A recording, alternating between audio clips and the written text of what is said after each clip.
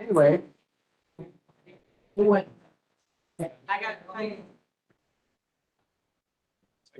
Came up with their house. John Benedict. They said, no, it's our one. John Benedict. Plywood. They did. I was there. Johnson, but that's okay. Take some credit for it.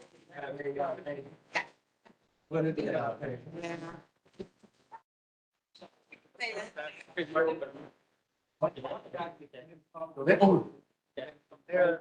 So that was used, her effort doing something right there. And then he was.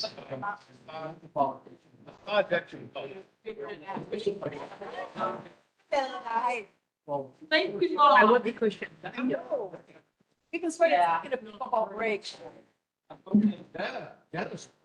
Yeah, for them. Then I went.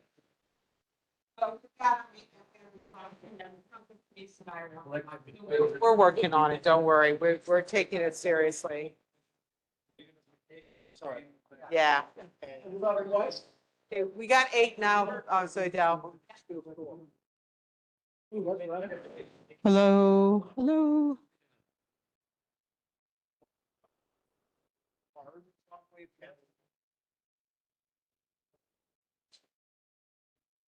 Lake is almost here.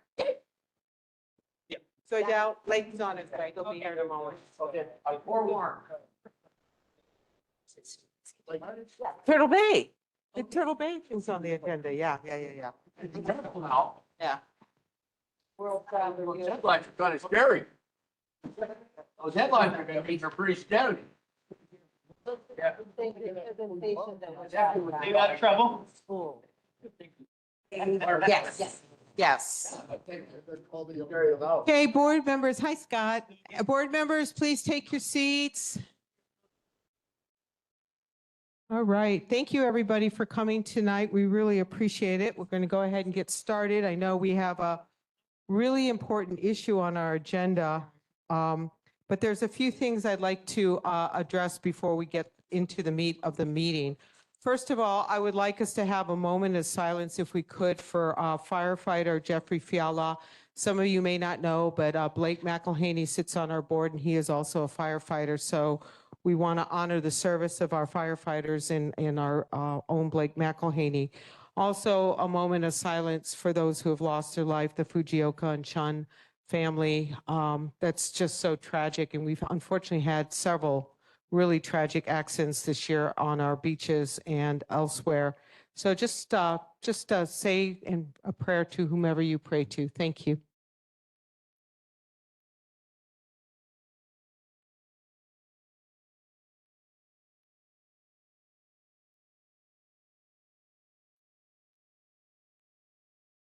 Okay, thank you very much. Really appreciate that. If you haven't been following the weather, we have some really bad weather coming our way. And I just really want to make a point of everybody paying attention. We've been lucky that we've done some really good cleaning out of brush over by Long Bridge. Mr. Gamiao has been working very hard with other community members and with Team Rubicon got us started. But they expect stuff to start happening tomorrow night, and Thursday apparently is going to be the worst. And then it should start easing up on Friday. So if you haven't weatherproofed your house, please go home and do so tonight. But be very careful, especially crossing streams. Don't cross anything that looks overly swollen. Turn back. Don't try to go through big puddles of water. It's a great way to kill your car. And then the last thing I wanted to bring up, unfortunately, Casey Alexander will be resigning from the neighborhood board. I hope she'll be here tonight so we can give her a little round of applause for her service. She's moved over into Sunset. And so we will have a vacancy in the Waialua district, and we will be taking that up next month at our neighborhood board. So I think those were the big things. Last thing is declaration of conflicts by board members for any item on the agenda tonight. Any conflicts? Okay, unfortunately, I have a conflict. I sit on the board of directors for Keep the North Shore Country. We, in 2015, did the settlement, and so unfortunately, I am precluded from taking part in any vote tonight. And Jessica, our featured speaker tonight, has a great slide on all of that information, but it's not that because I don't care, it's because I'm precluded by the lawsuit from participating other than running the meeting. Okay, moving on to the Honolulu Fire Department. Thank you, gentlemen, for coming tonight. Thank you. Good evening, everyone. I'm Dustin from the Wailua Fire Station. Tonight, I'll be reading the incident statistics for December 2024. Fires, wildland brush, 4. Nuisance, 5. Activated alarms, 3. Emergencies, medical, 57. Motor vehicle collision versus pedestrian, 1. Motor vehicle crash, collision, 4. Mountain rescues, 1. Ocean rescues, 2. The fire safety tips and announcements. Fire safety tip for the month, appliance and electrical safety. Minimize electrical fire risk in your home with these safety tips. Electrical work should only be performed by a qualified electrician. Check your electrical cords. If they are cracked or damaged, replace them.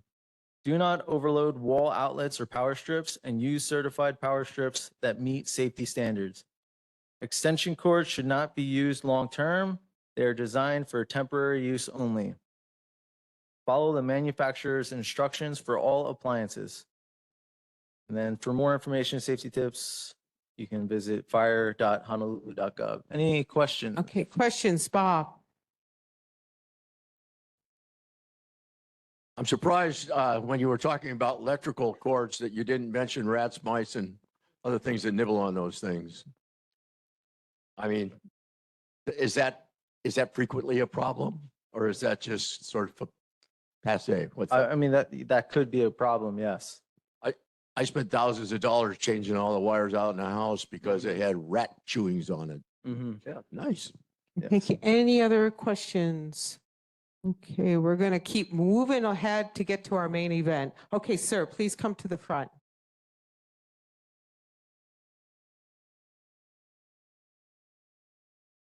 Sir, I need you to speak into the microphone. I apologize. We are recording this. Oh, be careful. Thank you, sir.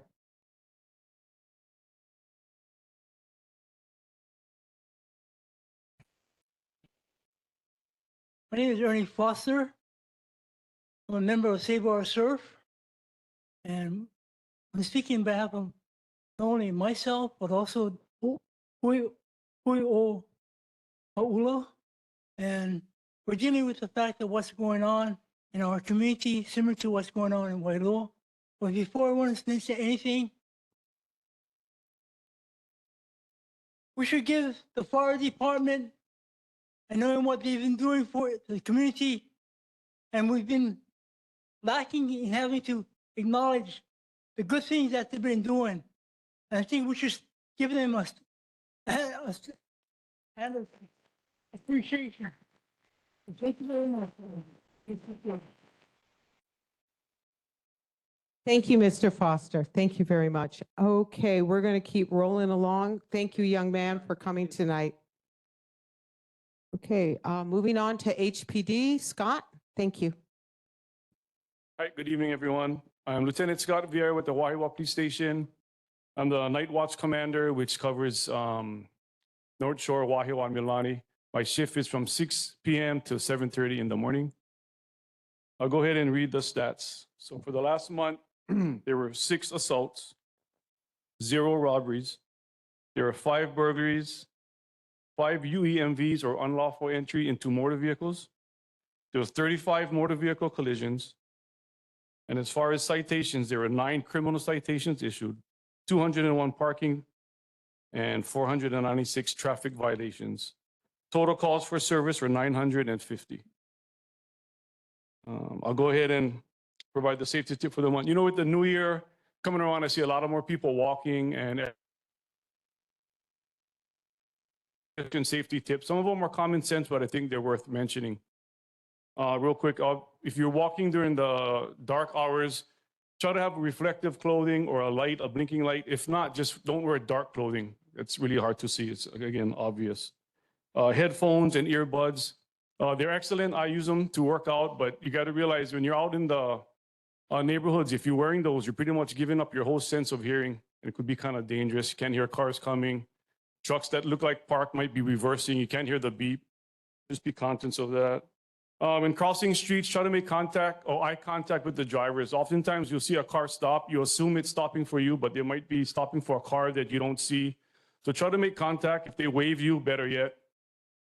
And lastly, crosswalks. Crosswalks are great, but I sometimes think they give a false sense of security. People are waiting at a crosswalk, the light turns and they just walk into the roadway because they're in a crosswalk, but it doesn't have a magic shield that's going to protect you from injury. So just be aware of that. Okay, That's all thank I you. have. Thank you, sir. Any questions from the board? Yes, Denise.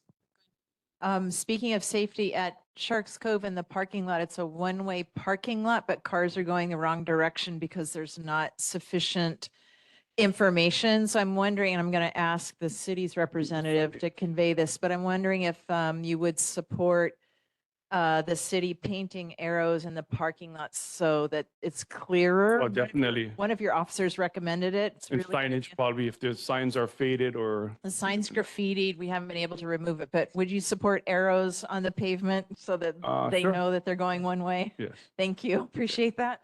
Okay, any other questions from anybody? Okay, Karen, you need to come up front. Thank you.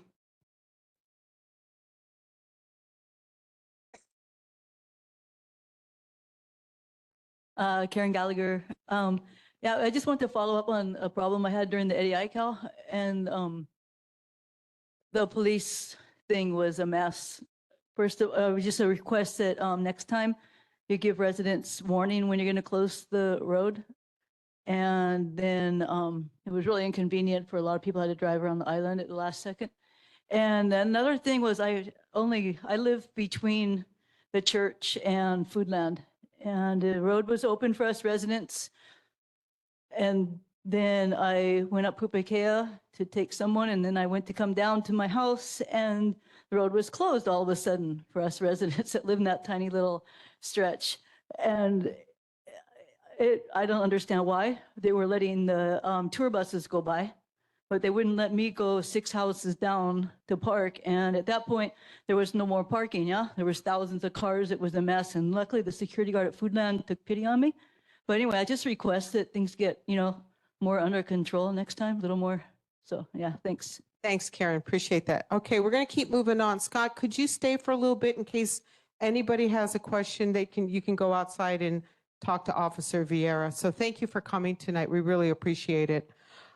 Really quickly, Board of Water Supply report. We did have an 8-inch main break on Keikawa Street in Waialua, and then a 12-inch on Kaukonahua Road in Waialua. And if you have any questions for me, just come and see me after the meeting or call me at 808-637-8545. We're going to keep moving on. And Casey's with us. Casey, I did announce that you were resigning. A big hand for Casey, please, for her service to our community. Thank you. We're going to miss you. Thank you for being on this, but she's still staying on the Ag Committee, so we'll be there. Okay, we're going to move on to resident concerns. For those of you who haven't been to our board before, we have a 2-minute time limit for residents' concerns. Please come up to the microphone in the front, announce yourself, and then go into whatever it is you want to share. Thank you very much. Yeah, just everyone just kind of line up.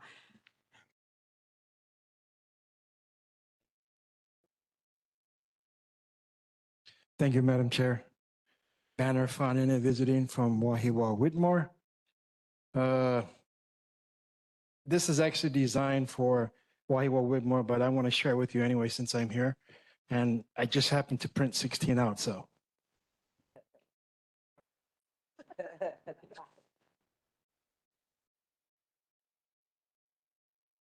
Actually, if you want to see it, contact your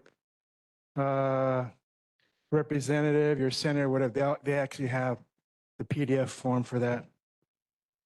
Anyway, the reason why I came tonight is because yesterday we had a wave in Wahiawa, and I met 2 people. It's in regards to the protest in the landfill.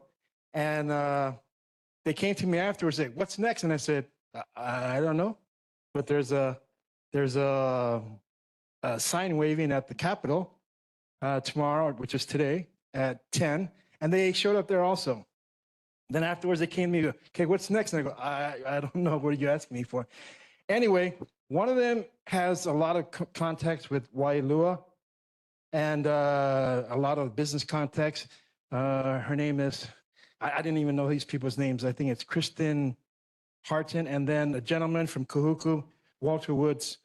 So that's neighborhood 28, 27, and I'm from 26.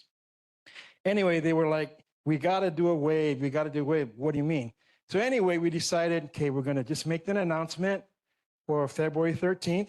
We're going to be right wherever the bus stop is, across from the access to Helamano, where the actual site is for the proposed landfill. So I'm probably going to challenge the Walter, you know, if you bring 50 people, I'll bring 50 people. Don't wear yellow or white because we're wearing yellow or white. You can wear red. Fortunately, it's not football, so we don't have to worry about that. Anyway, it would be nice to get a lot of people out there that day, February 13th. That's 16 days from today. And then just a little bit of something else I wanted to invite everyone to. On January 16th, we had a mini rally at Whitmore Village. It was a lot of fun. The mayor actually came there and actually took questions from us, and it was a really good experience. So we're going to run it back on February 24th, Wahiawa District Park. You're all invited. I can't say all who's going to be there, but one of the people that I have invited that probably will show up is Admiral Samuel Paparo. I'm sorry, Paparo. And he's actually apparently the military person that makes the decision with regard to lands that belong or at least to the military. Hopefully get some land where we can put this thing. What time will that be, Banner? That is from 5 to 7 p.m. Okay, thank you, sir. I thank you Okay. very much. Thank Thank you you. for coming down the hill to see us tonight.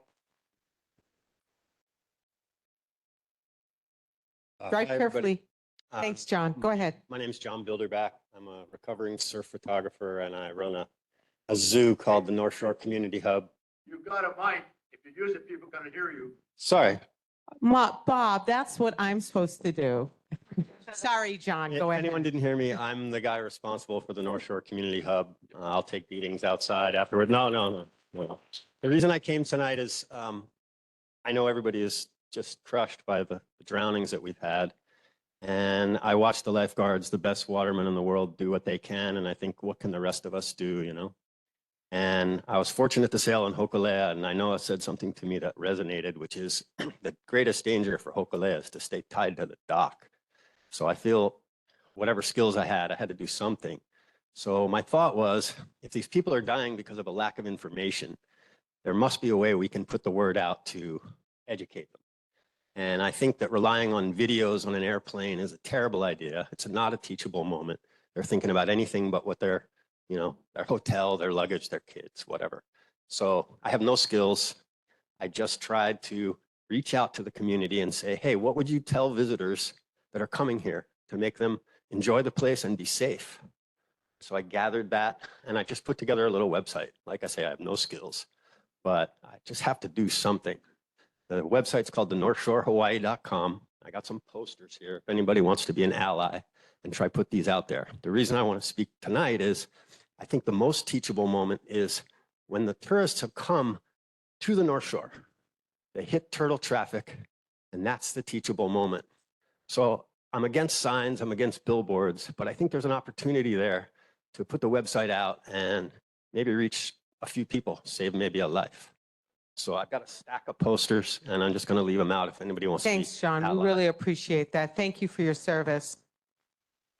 It's not about me. I do have to say, one of our board members, who shall go remain nameless, but they know who they are, actually goes on other visitor websites, social media websites, and they use that as an opportunity to teach visitors, because when they're asking questions and things, and if you're trolling Facebook and you run across a visitor to Hawaii website, go for it. I'd say that's a great opportunity to teach somebody, because some of the questions that they ask, they just don't know. But thank you, John. That's great. Really appreciate it. Go ahead, sir. Hello, Chair.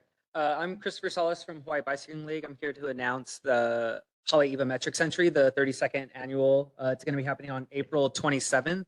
And yeah, if you have any questions or concerns, you could reach out to me at chris@hbl.org. Great to see you, Chris. Thank you for coming tonight. Thank you. Linnell?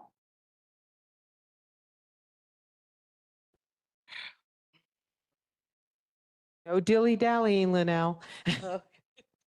I'm sorry. I'm sorry with this tech. I would like to, Go ahead, Corey. She'll get back in line.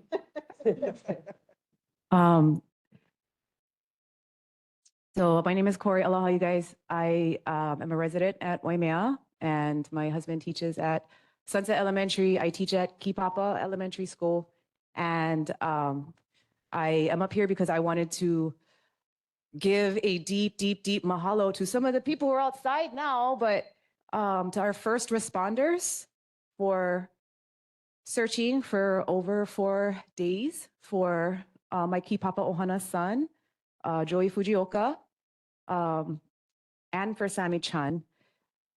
I was there for Sunday and Monday, a couple hours with the family on the beach. And we literally watched the search and watched as all kinds of departments, the Coast Guard, the fire department, the police, ocean safety, all working together all day long, all weekend, looking for these kids. So I wanted to say mahalo to them. And I also wanted to share with you guys, the family, the Ohanas, thank you to you folks, just in case you folks missed it. I will be super fast. They said, all organizations have been amazing during this impossible time. Police, fire, Coast Guard, lifeguards, ocean safety, civil air patrol, the Guard and active duty members, as well as volunteers. Maybe some of you guys in here who have searched the surrounding areas. Thank you also to the Sunset Beach Christian Church and then the surrounding neighbors on the North Shore. The search for Sammy continues. And so I just wanted to say mahalo. I also wanted to say I am deeply in support and appreciative of the Sunset Beach Association Communities letter and push, the effort for North Shore First Responder Center. At this point, I'm going to give it over to Linnell. Thank you, Corey. Appreciate it.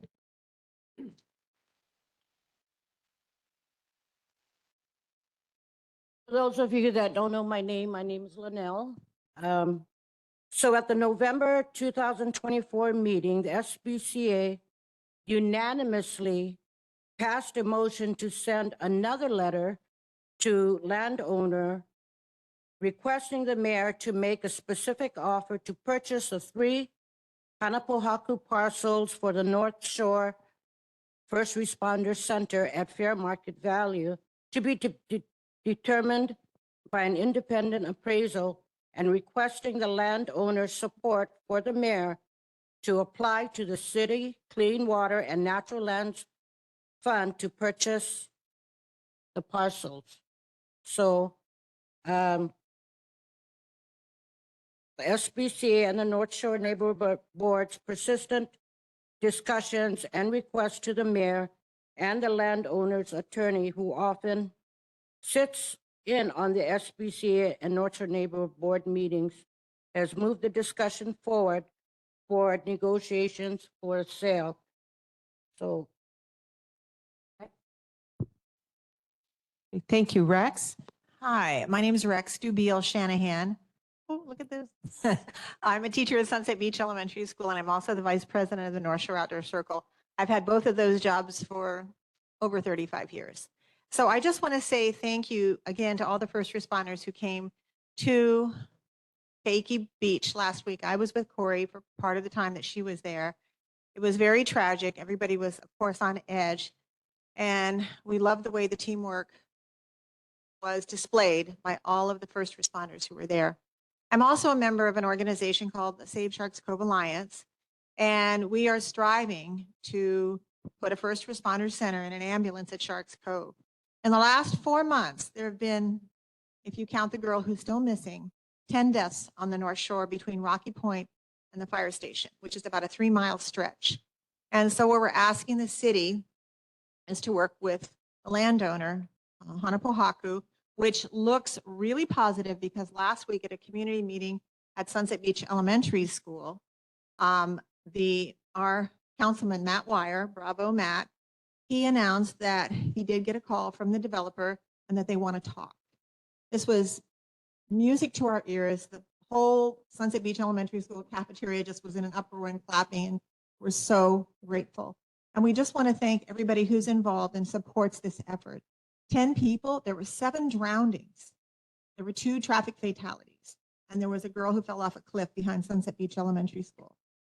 And some of those people may have been saved had an ambulance been in our neighborhood. Some not, but possibly some could have been saved. And tonight we have this special postcard we're going to give to this group. If you would be willing to sign it and say that you too support a first responder center at Sunset at Sharks Cove. And you just have to sign it. And I think Corey's passing them out now. And some are stamped. If you just sign it with your name and I think it's just your zip code or your residence. And you can give it to us. If it's not stamped, we'll mail it for you. Some of the postcards do have stamps on them. So again, thank you to everybody who supports this issue. I've been in that neighborhood for 50 years and 10 deaths in 4 months is tragic.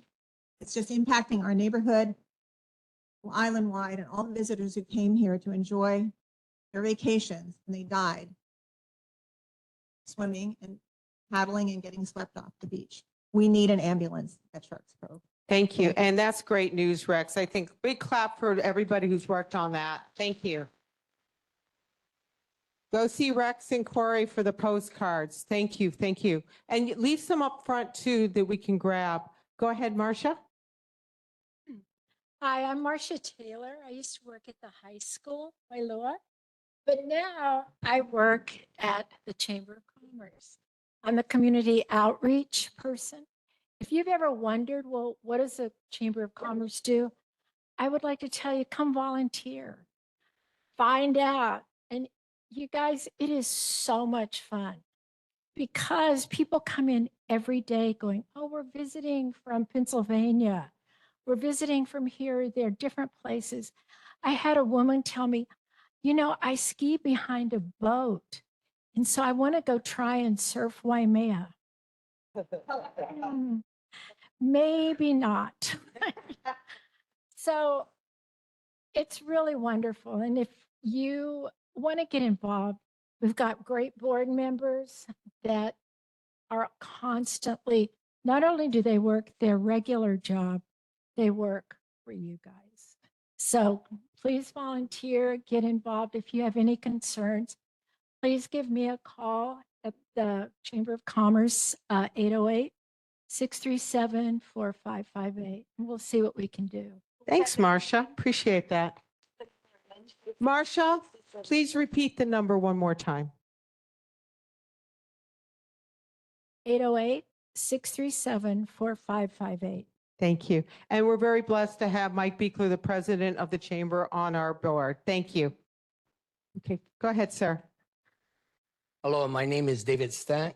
I am from 5th-generation Laia boy, also from Hawaiian bloodline of Keku Haupia. I'm here to stand strong behind Turtle Bay. Okay, I'm going to hold you. Okay, and good. we'll bring you up when we get to that. All right. Okay, sir? Thank you. Thank you. We really appreciate you coming tonight. Thank you, sir. Okay, at this point, we're at sorry, real quick, sweetie, go ahead. Hello, everyone. My name is Leilani Novak. I'm coming with a experience I wanted to share. I'm a couple of months late, but I have a reason for that. I danced for Halau Hula Makana Ake Aloha at the WCA, and in preparation for the 90th anniversary a couple months ago, I had the unfortunate experience of stepping on a needle during practice. It's very fun. Sorry to end on a negative note, everyone. Unfortunately, I had a very hard time in finding help and assistance on the North Shore. Going to the hospital, the nurses joked that I probably had just been exposed to heroin. I couldn't get medication, and with a 72-hour window to start HIV medication, it was a very stressful experience that led to me having to go to 4 different hospitals to find the medication, which was crazy. Not only that, I had to do over a month of HIV medication just to be safe, as well as numerous months of blood work to make sure any of the hepatitises, HIV, any communicable diseases that I could have contracted. And I wanted to share this story because that could have been a child. This could also, with the unfortunate rise of substance abuse and homelessness in our community, could be happening at beach parks, at the WCA, even just walking around Haleiwa. And while I don't have a solution or any recommendations, I just wanted to share this story because it could be anyone and it's not a fun experience. Thank you very much for sharing that. And I'm so sorry you had to go through that. Thank you. Okay, so we're going to go ahead and get started. We're very lucky. So first of all, and I apologize, I cannot stand. I have a foot injury, and so I have to do this sitting. We did ask Arate, the developer, to come tonight. Go ahead, Jessica, go ahead and get set up. And then I'm going to ask somebody to leave. Can you go and turn off all the lights back there for us since you got up? So we did ask them to come. They politely declined coming tonight. I do have a statement that they sent me this afternoon that I will read while Jessica's going ahead. But we are very blessed and very lucky tonight to have Jessica Dos Santos, who's from Kahuku and is a member of a group called Kupa'a Kuilima. And I think some of you may have already seen this presentation, but many of us on the board have not. So we're looking forward to hearing from it. After that, we have another community grassroots group that has started up, and I'm going to ask Trenton to come up and say a few words. And then at that, I'm going to ask our own board member, Denise Antolini, who not as a representative of the board, but on her own volition has been involved in this issue to provide any additional information that maybe we haven't already covered. So first off, I'm going to read the letter from Arate that they sent me this afternoon. And just what we're going to do tonight, and because we won't have them here to answer questions, please come up, ask your questions. Our devoted neighborhood board assistant will collate all the questions for me. I will send them to Arate. I want to try and do that by the end of this week with their answers back. I will post them on our neighborhood board Facebook page. I will also make sure that we share them on our Google document. I will share them with Jessica and with Trenton and his group, and with anybody who wants a copy of them. Just let me know. Again, call me at 637-8545, and I'll be happy to email the responses that they send us back. So please, we want to get and collect all questions that we possibly can. So I'll go ahead and read this, and then we'll go ahead and get started with Jessica. Arate Collective understands that our proposed development has raised growing interest within the community, and we acknowledge and respect the community's desire to learn more about the project. At the request of State Representative Sean Quinlan in November of last year, we voluntarily agreed to pause construction for 2 months so the community would have additional time to learn more and for our team to continue to gain valuable insight from community members like yourselves. Mahalo to the original Kuilima North Shore Strategy Planning Committee members who established the community benefits outlined in the unilateral agreement. Those who attended our open house in August with over 250 attendees, the 2 Ko'olaloa neighborhood board meetings in November, and the over 100 people who have joined for a tour or one-on-one meeting. Arate sincerely appreciates the thought and care the local community has dedicated to guiding future plans at Turtle Bay for the past 35 years. Key milestones include reducing the number of units from 3,500 to 725, preserving 75% of the property as open space in perpetuity, limiting the density of future development by 80%.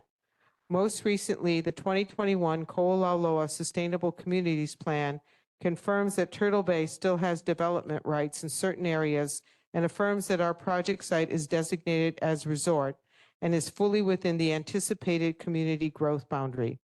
Although we hope to present here tonight, we decided to forego future community presentations due to growing safety concerns. However, that doesn't change our commitment to being good neighbors, supporting the North Shore community, and finding ways to continue our conversations with the community. Arate Collective was started out of the belief that development can be done sustainably, honoring the beauty of the land and benefiting surrounding communities. After many years and many different owners, Turtle Bay finally has a new coalition of owners who are committed to sustaining the property for the long term. Please know that the Arate Collective takes corporate and regulatory compliance very seriously and is dedicated to meeting or exceeding the community benefits listed in our unilateral agreements. This includes, but is not limited to, our obligations to build affordable and workforce housing, maintain and improve public access, develop a child care center, and provide traffic improvements. Additional priorities that are at the top of our team's mind are explained in more detail on our website.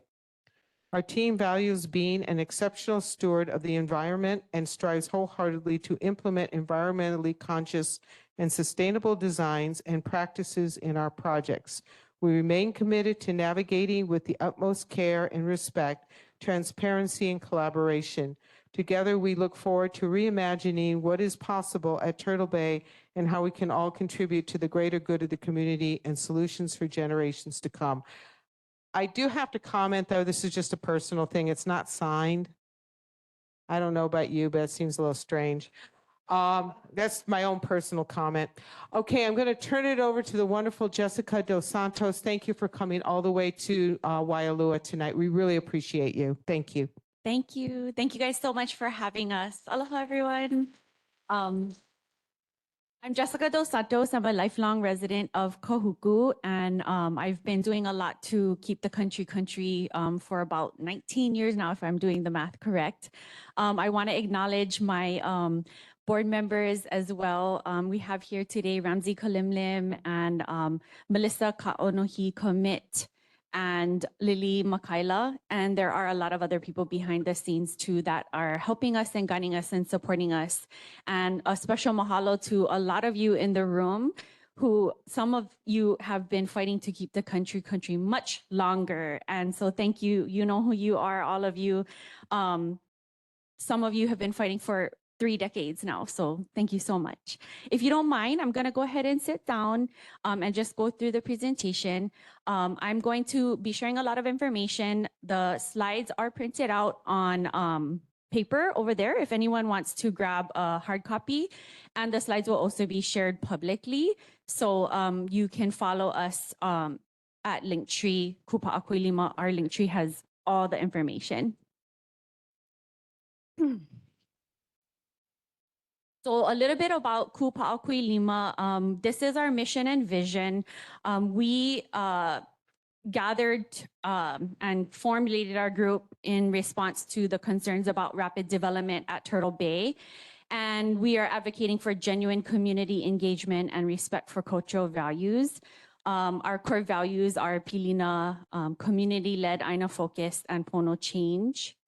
And we really see this as protecting Kahuku level, which is the greater Kahuku, and Kuilima, right? It's this the joining together of North Shore and Ko'olauloa communities. So thank you all of you for being here and for keeping that spirit up. So a little bit of history, and Turtle Bay is spans 1,300 acres. 7 ahupua'a Opana, Kawela, Hanaka'oi, O'io, Ulupehu Pehu, Punala'u, and Kahuku. It was opened in 1972 after the closing of the sugar plantation. And the most recent owner before the 2 new owners was Blackstone. And so they're being called BRE. So through this presentation, they'll be called BRE. So I said this in the meeting on the 22nd, but why is there no second Waikiki? Because there should have, the initial plan was 3,500 units. And so basically a second Waikiki. It was because of these litigation efforts. In 2005, Kuilima Resort Company applied for subdivision approval to develop. Then Unite Here Local 5, Keep the North Shore Country, and the Sierra Club argued that DPP should require a supplemental environmental impact statement to update the old one. And they sued the DPP for not requiring the SEIS. In 2010, the Hawaii Supreme Court ruled that a SEIS was in fact needed. Then fast forward to 2013, DPP accepted the new SEIS, and then there was a second court case.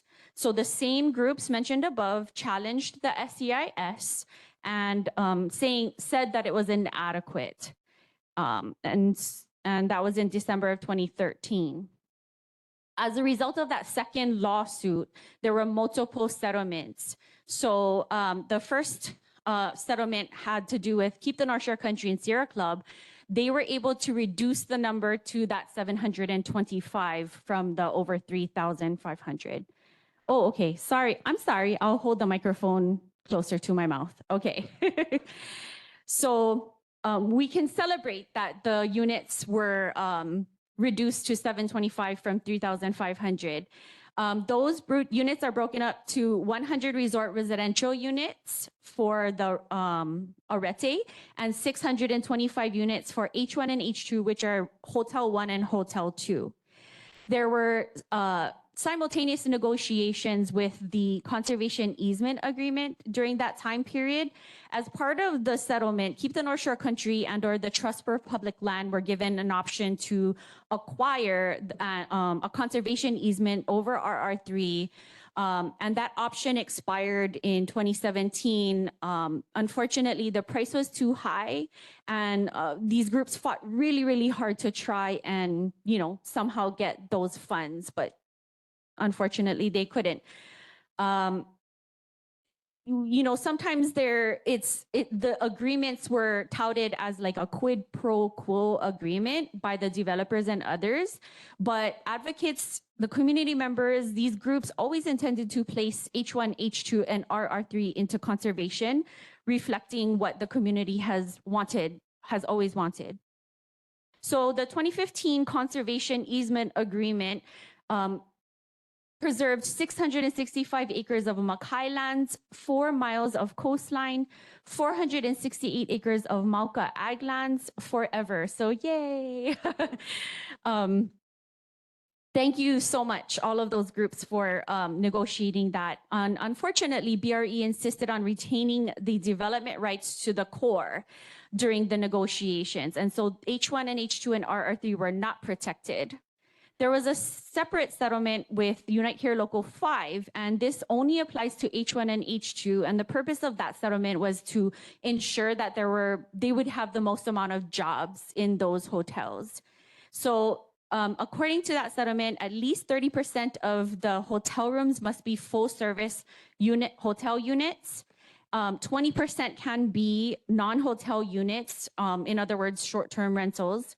And the rest of the units can be have fewer services. And there's a really big question mark as to, does this override the requirement in the unilateral agreement from 1986 that the requirement for full service would be 51%? Another unfortunate thing is that there are restrictions on opposition built into these agreements. So anyone associated with Keep the North Shore Country and Sierra Club, past, present, and future, are bound to not interfere or oppose in the development. Local 5 and the Local 5 union members have a similar, they're bound to not support or otherwise participate in any way. Efforts to stop, delay, limit, or otherwise impede the development. Kuilima East and West homeowners may also be subject to some kind of similar gag order. And these organizations, sacrificed their First Amendment freedoms to oppose Turtle Bay development in order to reach the conservation easement agreement that they were able to achieve. This is because the developer insisted that these groups sign these no opposition provisions. So it's important to keep that in mind, because these are groups that would be fighting today. So we understand that they're not fighting. A lot of people are not able to fight. Yeah, that's why they're not fighting today. In 2020, the Ko'olauloa Sustainable Communities Plan was being developed. That plan was passed by the City Council in Bill 79 CD1.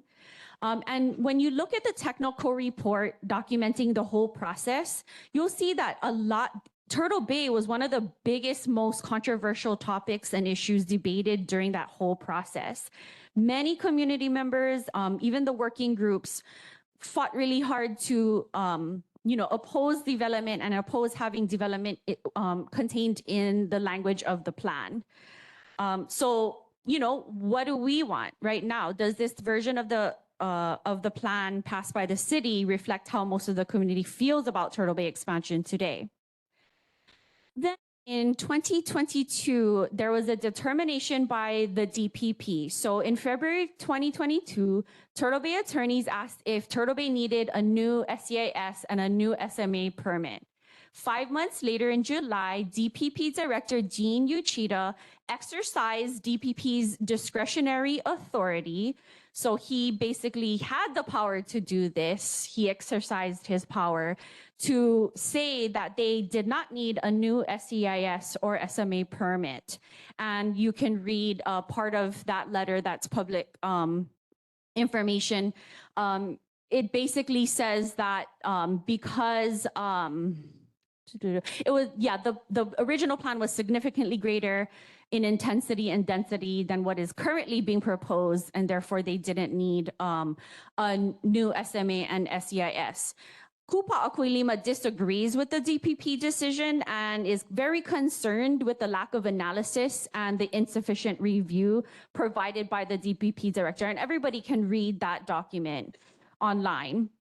So that was officially published in the environmental notice. And this was technically public notice, but there's no direct notification to the community from the developer about the BRE request or the DPP decision. Who in here knows to read the environmental notice twice a month, right? Nobody continually checks it. And so we feel that it's not a substitute for direct communication with the community, especially being that this was such an important topic for so many people for so long. And then in December of 2022, BRE applied for RR3 permits.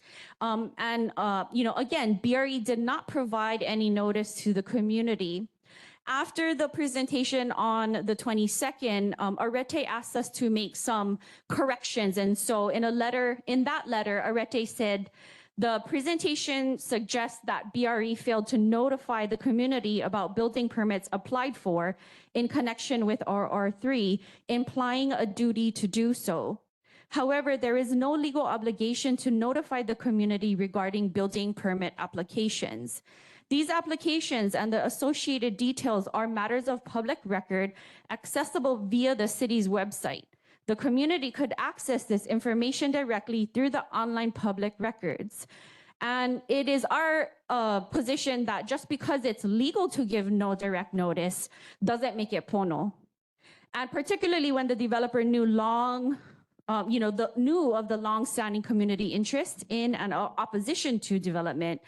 And we're kind of concerned because they just appear to place the blame on community members for not constantly monitoring the DPP permit site, which is unfair. So then in May of 2024, 2 new developers purchased Turtle Bay. The first new owner is Host Hotels and Resorts, and they own the majority of Turtle Bay Resort as well as H1, which is on the Cavella side of the existing hotel.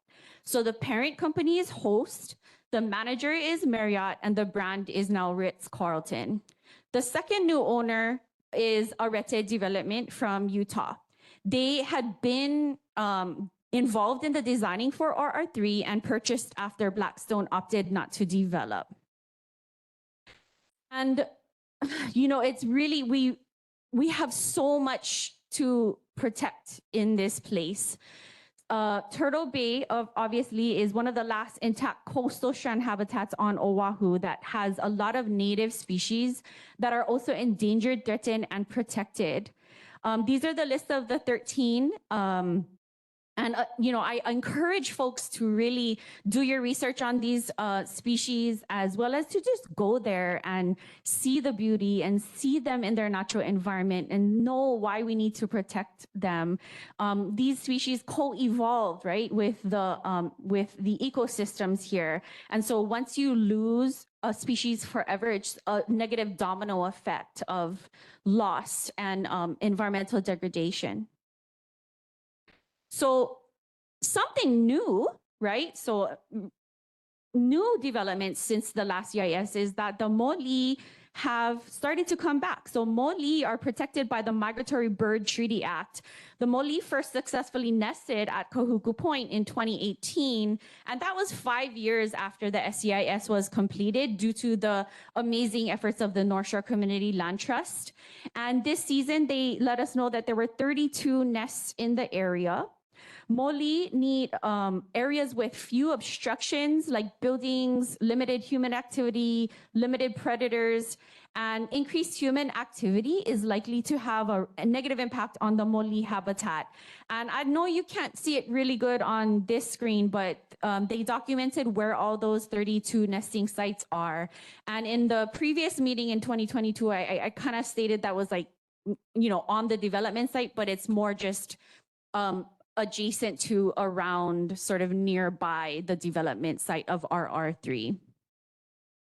In addition to that, the Nalomeli Maoli, this is a new development.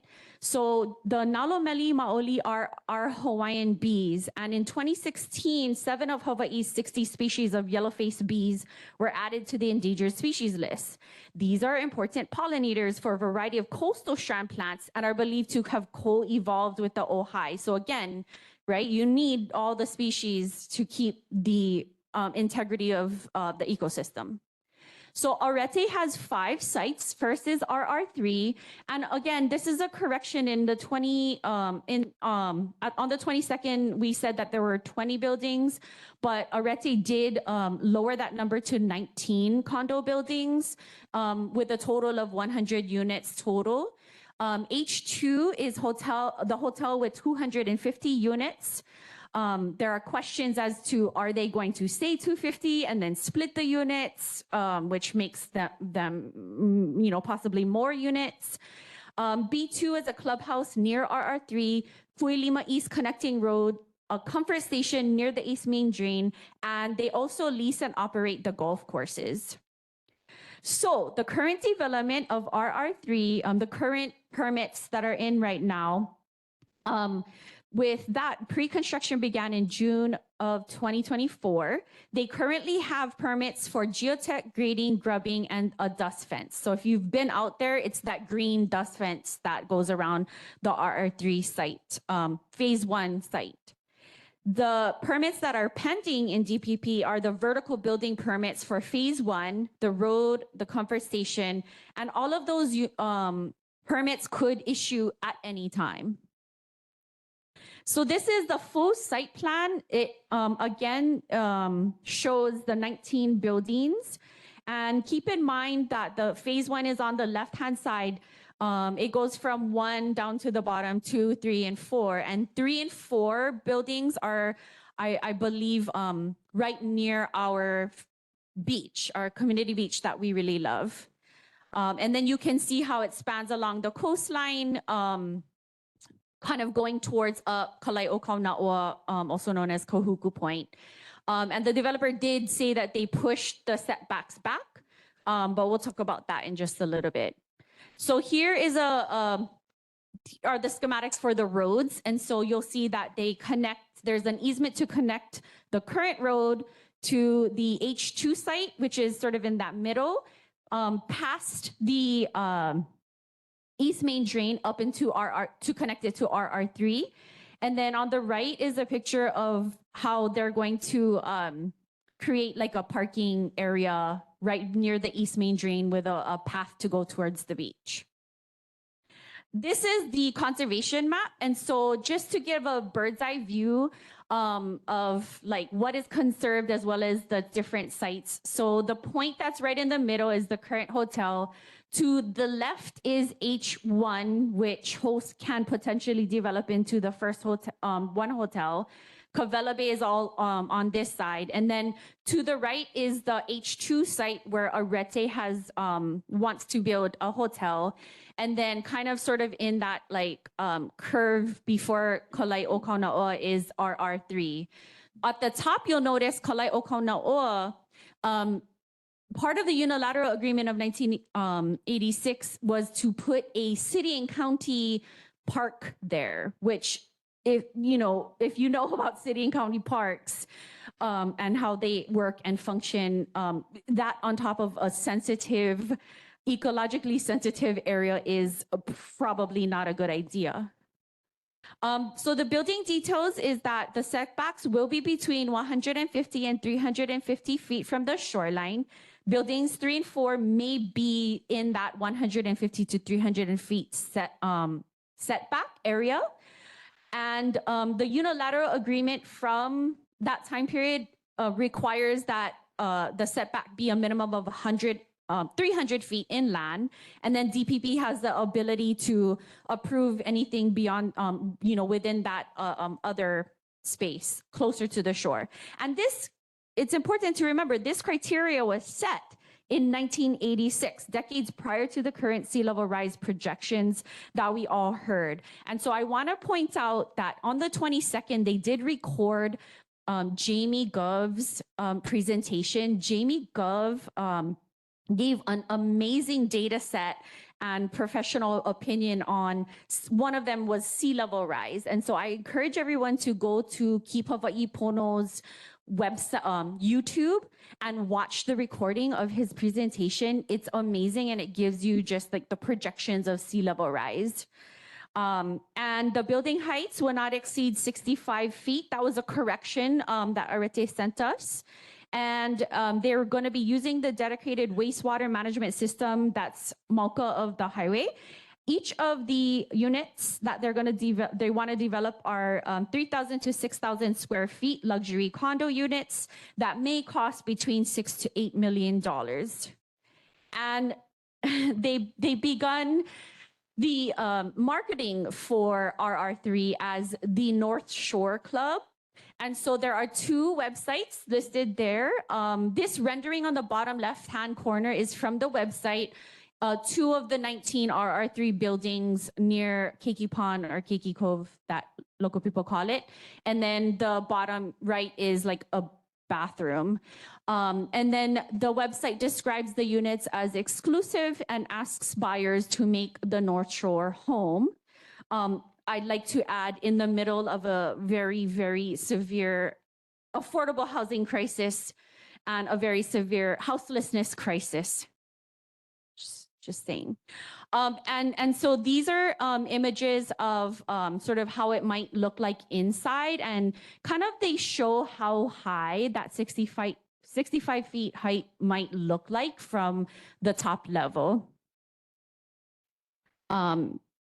And okay, so when we think about the supplemental environmental impact statement, this is required if new information or major changes occur when after a project comes up from the original.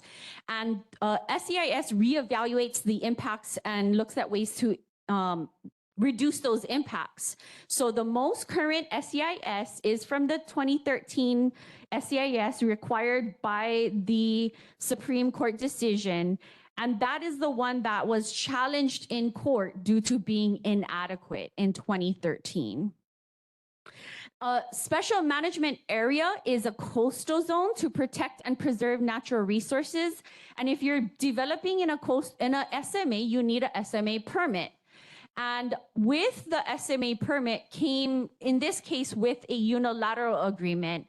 So the unilateral agreement is a set of rules that the city requires of the developer to follow. And it's designed to protect public health, safety, and well-being. And it states the developer's legal responsibilities or obligations to the community. So this is a summary of the unilateral agreement. So it's a city agreement to in exchange for the changing of the land use designation from an agricultural district to an urban district, they must kind of give these they have these community obligations. It's a legally binding document, and the specific details regarding which of the two owners will fulfill which obligations, specific evidence for fulfilled obligations, how and when they must be fulfilled, clarification on the discrepancies between the UA and the current plans. All of that detailed information has not been publicly provided to the community. And so we have a lot of questions about these 14 points. And in particular, the requirement for affordable housing. They're technically only, they're required to provide 10% of the 100 resort residential, which amounts to 10. Where is that going to be? How is that going to be fulfilled? Who's going to be fulfilling that? Do they need to fulfill that before they start? The parks, again, I showed you the conservation map where a potential park could be right on top of the sensitive system at Kalaio Kaunaoa. Highway and traffic concerns. So there's a lot of questions. If you look at lots of questions about that. Design and setbacks, obviously, because of very big concerns with sea level rise. So we believe that the unilateral agreement is very vague. It's outdated. It doesn't address current community needs or reflect modern priorities. And the community should have a stronger say and voice in the unilateral agreement implementation. And this is just to emphasize transparency and community involvement should be prioritized. So there's a record of open forums, right? So during their open house in August of last year, there was no open forum provided, and they did not share transparently the information that they collected from the community that did attend. They did cancel their presentation with Kahuku Community Association. They did attend the 2 Ko'olauloa Neighborhood Board meetings. A lot of people showed up and expressed their opposition, and they also did invite a lot of their employees to speak in favor of their plans. They canceled their presentation with the North Shore Neighborhood Board. And there's a long history of community opposition and sentiment to this development. For example, in 2006, Defend Oahu Coalition presented 5,000 signatures to the mayor.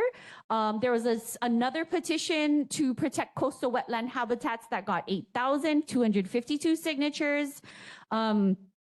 Most recently, Kahuku Community Association and Sunset Beach Community Association both unanimously voted to support Kupa'akuilima's petition, which currently, well, at the time that I updated this, has 11,300 signatures.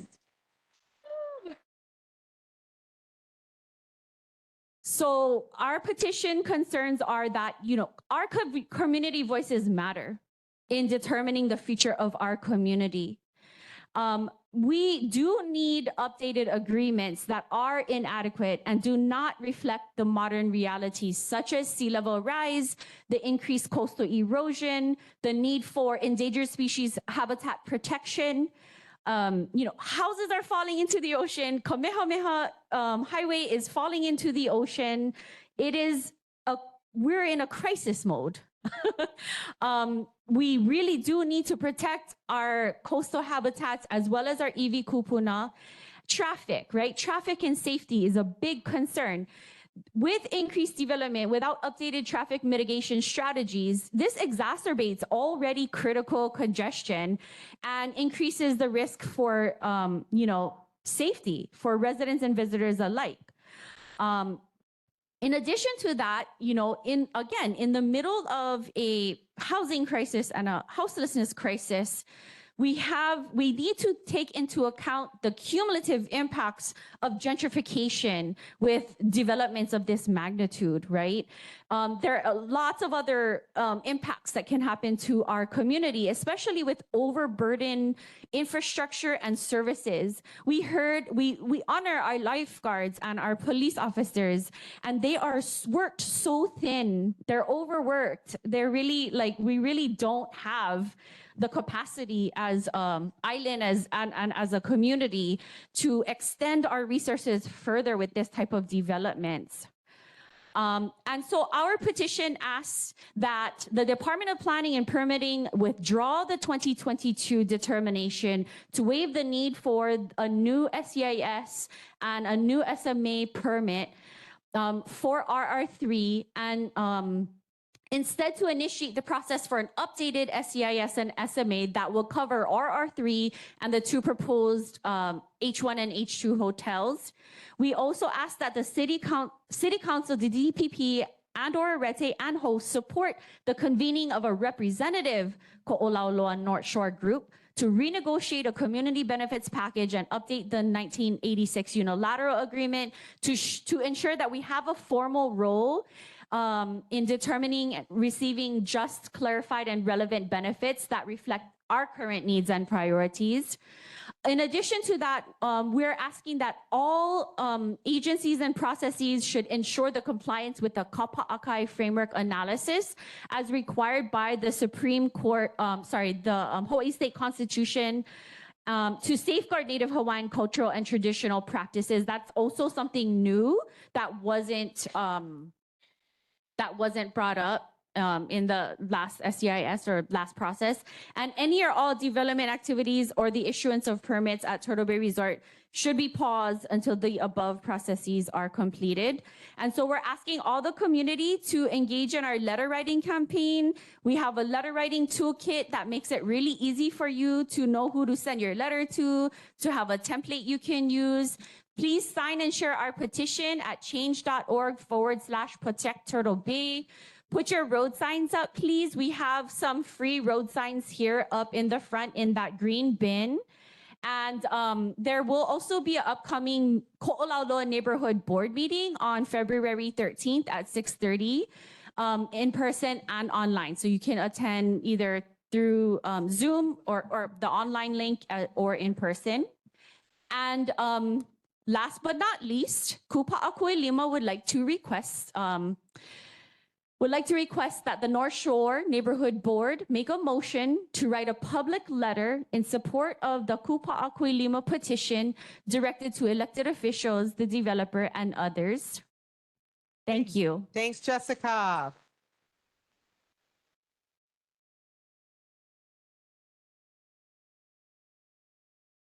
You to turn the lights on back there for us, please. Thank you. And Jessica, you can turn off your little projector. Thank you. Great presentation. Thank you. Very thorough. If you didn't know about this now, you do. So I'm going to ask Trenton to come up quickly. And then what we're going to do is we're going to go into, again, we cannot answer any questions tonight because the developer's not here. However, we will take those questions. We will send it to them and expect a response, which we will get back to everybody with their answers to us. What I'm going to ask, again, we give everybody 2 minutes to speak because there's a lot of people here tonight. We want to make sure we get as many comments in as possible, as many questions as possible. I'm going to ask you to be as succinct as possible and keep it moving. At 9:15, because we have been asked, the board has been asked to make a decision tonight by Jessica Kupa'akuilima, we will halt questions at that point. And the board will take up the request for the motion to discuss it and then take any further discussion. We do have to end the meeting at 9:30. We do get kicked out of here at 9:30. So we want to be as efficient and as thorough as possible. So Trenton, please go ahead, sir. Thank you.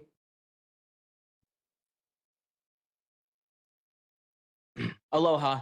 My name is Trenton McCullough. I'm a North Shore resident, teacher at Kuku High School, and head coach for the Kuku Surf Team. Tonight, I'm standing as a community contributor for Keep Hawaii Pono to share an update on our recent activities in opposition to the proposed luxury development at Turtle Bay. On Wednesday, January 22nd, a grassroots meeting was held at Sunset Elementary School where over 250 concerned community members gathered to hear expert voices and share insights on the important issue. Guest speakers included Jessica Dos Santos of Kupa'a Kualima, who we just had the privilege of hearing from, Jamie Gov, a research oceanographer from NOAA, team members from North Shore Community Land Trust, who have spent the last decade leading conservation efforts on Cuckoo Point, Ocean Safety Lieutenant Jesse King, and Council Member Matt Wire. The meeting was featured on Hawaii News Now morning show and can be viewed in its entirety on our Keep Hawaii Pono YouTube channel. Thank you so much to all those who attended. Please follow our Instagram page for more information on future events. In partnership with Kupa'a Kualima, we have now collected over 1,100 signatures in a community petition calling for a pause to all construction by Rete Collective. An updated environmental impact statement is essential prior to further development of this important coastal habitat, as well as sincere consideration of community concerns. Together with our families, we strongly urge supporters to sign the petition, reach out to state representatives, and continue in sharing the message. Thank you so much to the board for your time and commitment to the future of the North Shore. Aloha. Thank you, Trenton. We appreciate that. Okay, before we go ahead, Mr. Foster. I just want to acknowledge in the audience, we have Rep. Peruso. Rep. Peruso, please stand. Thank you very much. I think I saw Elizabeth here from Senator Wa's office. Elizabeth, are you here? Or Makana? Is somebody here from Senator's office? Okay. We do have Dr. Kealoha Fox from Mayor Belangiardi representing the mayor's office. Thank you very much. Yeah, I see him. And our ever-loving and wonderful council member, Matt Wire, and his staff, Kelly Anaya. And do we have anybody from Representative Sean Quinlan's office here today? I know he was going to try and make it, but he is really busy. I know if you saw the press conference tonight, and thank you, Representative Peruso, for being there as well. Okay, Mr. Foster, you have a couple of minutes. Keep it short and keep it quick. Thank you. I'd like to bring up the fact that what's been going on about the legal measures that officially was declared back in 2005 by Judge Okoba. And at that time, the gentleman that was the director of planning and permit at that time was a gentleman by the name of Henry Ng. And what had happened since then was that Judge Okoba said clearly that consequently the reasonable resolution of this writ is to order that summary judgment be entered in favor of petitioners, plaintiffs, and appellants. Keep the North Shore Country and Sierra Club Hawaii chapter and against respondents, dependents, appellates, City Henry Ng, Director of Department of Planning and Permit, and the Kuilima collectively defendants, granting the request declaration that a supplement environmental impact statement be required. And any kind of changes that were supposed to be done, that they had done since that time, has continually gone against the declaration that has been put out by the Hawaii Supreme Court itself.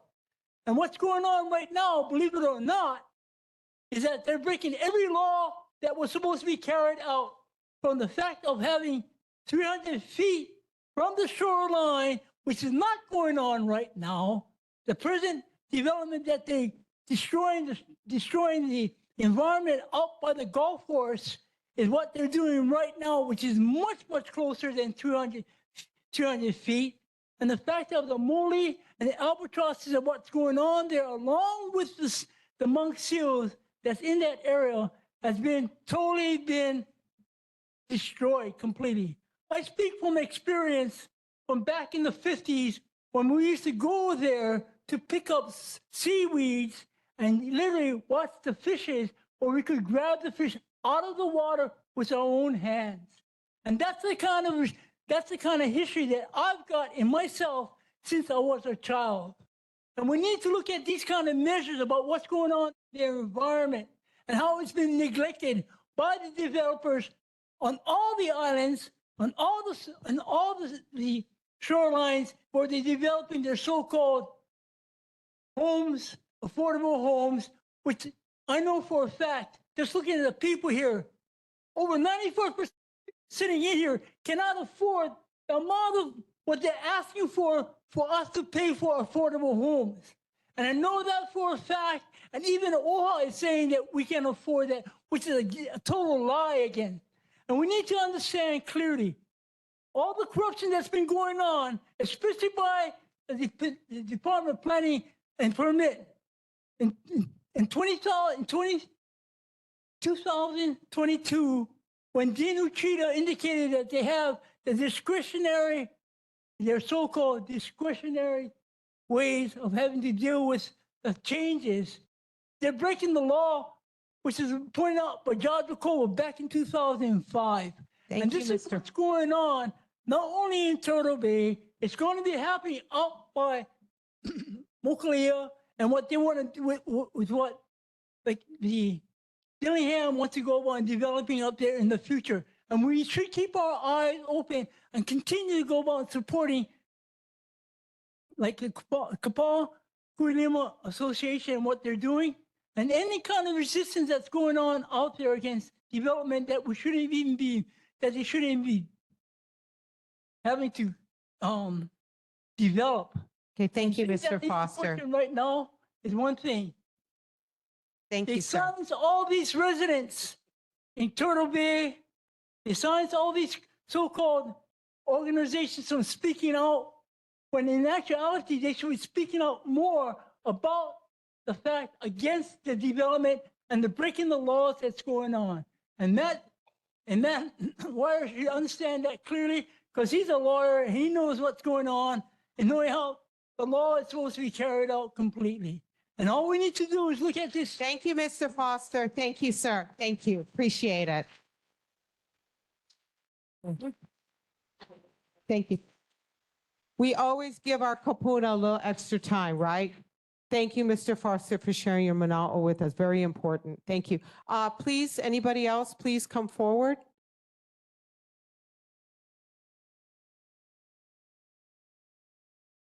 Yep, absolutely. Now's your time. Do I have sir. to redo my name again? Yes, sir. Okay, my name is David Stan. I am a fifth generation Laia boy. I am also Hawaiian, but I'm not going to go there. Okay, after meeting all of this stuff, all my notes is kind of thrown out. I am with you guys. I'm telling you guys, I'm with you guys. I was keep the country forever. I'm telling you, I was. I got to say that right here now. I went against H3. I went against Marriott Laia. I went against BYU. I went against PCC. I went against all these things because I didn't believe in it. As you guys know, for a fact, Arete only purchased this land in April of 2024. A lot of this data is coming up is from the past. We totally get it. I'm with you guys. I do not trust. It's broken trust from some of these developers. I go down right now at VLAN when in the 70s, when we used to go to Makoni's to go ahead and pick coconut, cut down the trees for make imu, for make kololo, for make a living. That was way back in the day. There were turtles over there. There were seals over there. There was all that stuff. I have no idea where everybody's saying, oh, the turtles are coming back. Bruh, this was way back in the 70s. What are you guys talking about? We used to go over there and pick up turtles for take home for eat. Hey, that was so the best meat right there. Teriyaki turtle. I mean, that was back then. Right now it's different. With these guys, I told them I was on the fence since we went. They opened it up. Anybody from the community to go. I went there negative. I tell you, I am so anti-development. But when I talked to the owners and I says, what, I really don't like this one guy that we talked to, but that's a personal problem. But I'm telling you, when I talked to the owners and I saw their vision of what they wanted to do for the community. Hey, we're talking about first responders. We talked to the owners. You know what they said? They said, you know what? If the community needs a first response hub, we will consider it. Right? Hey, consider it. Oh, well, you guys want to? I'm not them. I'm not them. I'm just somebody from the community. I wish I was them. And I'm telling you, I wish I was Harvey from Suits because I would kind of tear that stuff apart. But let me just tell you this, after talking to them, they had actually said, you know what? We told them affordable housing here in Hawaii is it's not a good word. Affordable housing right now, I think the median is from 750 to 875. I can't afford it. Come on now. I work at 7-Eleven. So we said, why don't you guys revisit that to workforce affordable housing? They're all on it. You look inside of it. They said AMI, they will go to 80%. You know what? They also want to try and keep it as low as possible. So there's a lot of things that I had here, and I know there's a lot of negative things about them, but there's a couple things that they are actually doing right now. They have 2 people that go up and down all day long, 7 days a week, and look for turtles, seals, and any of the natures. I'm pretty sure you guys all went out there and looked at all their signs about their native Hawaiian birds, and it gets a sign and what to look for and what not to do. So they are trying to give back to the community. One of the owners told me this is a thorn in her side because she wants to do everything for us. Yeah, okay, you guys don't like me, that's fine. It really doesn't matter. But the bottom line is they are willing to help. I'm sorry, yeah. Who's gonna help public safety? I brought that up. Who's gonna help our kids? They actually help Kahuku High Okay, I School. have to ask you to wrap it up, please. Thank you. Daycare facilities, they're actually working with the mayor right now to get a daycare for our workforce families. Thank you, sir. Thank you, guys. very much for your time. We appreciate you coming. Hey, Ed, go ahead. Hey, I'm Ed Shanahan. I just want to remind everybody, if you haven't gotten your postcard in support of the First Responder Center and Ed, speak ambulance, into the microphone, please. please remember to fill out the postcard. And if you get one that's unstamped, if you drop it up here, we'll take care of it and get it mailed for you. Support the Save Shark Cove Alliance. Thanks, Ed. Appreciate it. Evelyn? Hi, my name is Evelyn Lane. I lived in Haleiwa, Waialua, and now I live in Kahuku. And I've been walking out at Turtle Bay for the last 4 years since the pandemic. And I've been, every time something happened, when they put a blue tag on a tree to take down, I would call everybody and ask them what is going on out there. So people have been trying to figure out what they were doing before they ever made these determinations that we never got to be a part of. I think the thing that's really interesting to me is that when I read this Supreme Court decision, there is so much in here that is talking about the spirit of the law not being taken into consideration from the legislature to the city to the community. And that's exactly what they did the last time they had to go to court so we could get an EIS, a supplemental EIS. So they are just they're just ignoring everything that was said in this case that they should be looking at. And especially now because there is so much more wildlife out there, even in the last 4 years. Yesterday, I have pictures on my phone of a brand new born baby chick from the albatross. And the seals come right up on the beach at the place where they're going to start their building. They call out right there. They come right up on the easement instead of the beach, and they're there for days. And if this project goes through where they're planning to put it, it's going to have a devastating effect on our natural wildlife.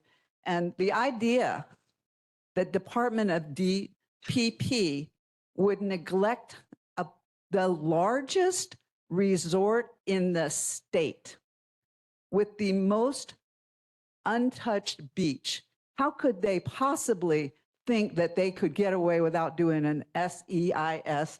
This is wrong. And if you all read any of the law, including the 343 and the ROH 25, and all the administrative laws that require them to give us public notice and to look at these things. And you know what? DPP director does not have the discretion to make this decision. It says that if a project, and a project is the big thing, an action is a subdivision. And that's what it says in this document, the Supreme Court decision. And so if they would, follow their own laws and listen, and DDP was chastised over and over again for not doing their job correctly. And the Intermediate Court of Appeal just blindly, except for one judge who dissented. And that's how come we got to have an SEIS that was not even approved. And if you look on the EIS review area, they put it on there as if it had been approved. There's never been approval of this. This never had official scrutiny because there was a settlement conference. And the settlement conference, for them to put in the letter to ERIT that the SEIS was the plan for the future is like saying that the judge didn't give a damn. So I hope all of you will look at this and ask the DDP to do their job and stop cheating on us and our environment. Thank you, Evelyn. Appreciate it. 1 second, sir. 1 second. I just saw him in the audience. Sean Quinlan, where are you? Thanks for coming, Representative. We're so grateful to have you here tonight. Thank you. I just wanted to add this one thing. The discretionary issue is that if the project is a small project, a minor project, $500,000 or less, then the director has the discretion. But in their own records, it says if it's over $500,000, the discretion has to go to the city council. Okay, thank you. We got a line growing, folks, so thank you. Aloha, my name is Henny Watson. I am from Kohuku as well. I'm 15 generations, and I'm an extinct race that's going to be probably in a museum one day. The topic I wanted to bring up, and we've all experienced it, every day we're outside of the house is high cost of living. And the issue is we are on the short end of the stick in Hawaii, in our own homeland. And the topic was short-term rentals. So at first, I didn't like it. I said, no, I want to go back to the days where you can wear malo, walk around and so forth. But this idea allows for the homeowner that lives on property to govern and monitor to make sure there's no pilikia in your house or with your neighbors. This helps save us from a lot of monsters, homelessness, from moving away to Texas, Nevada, Arizona.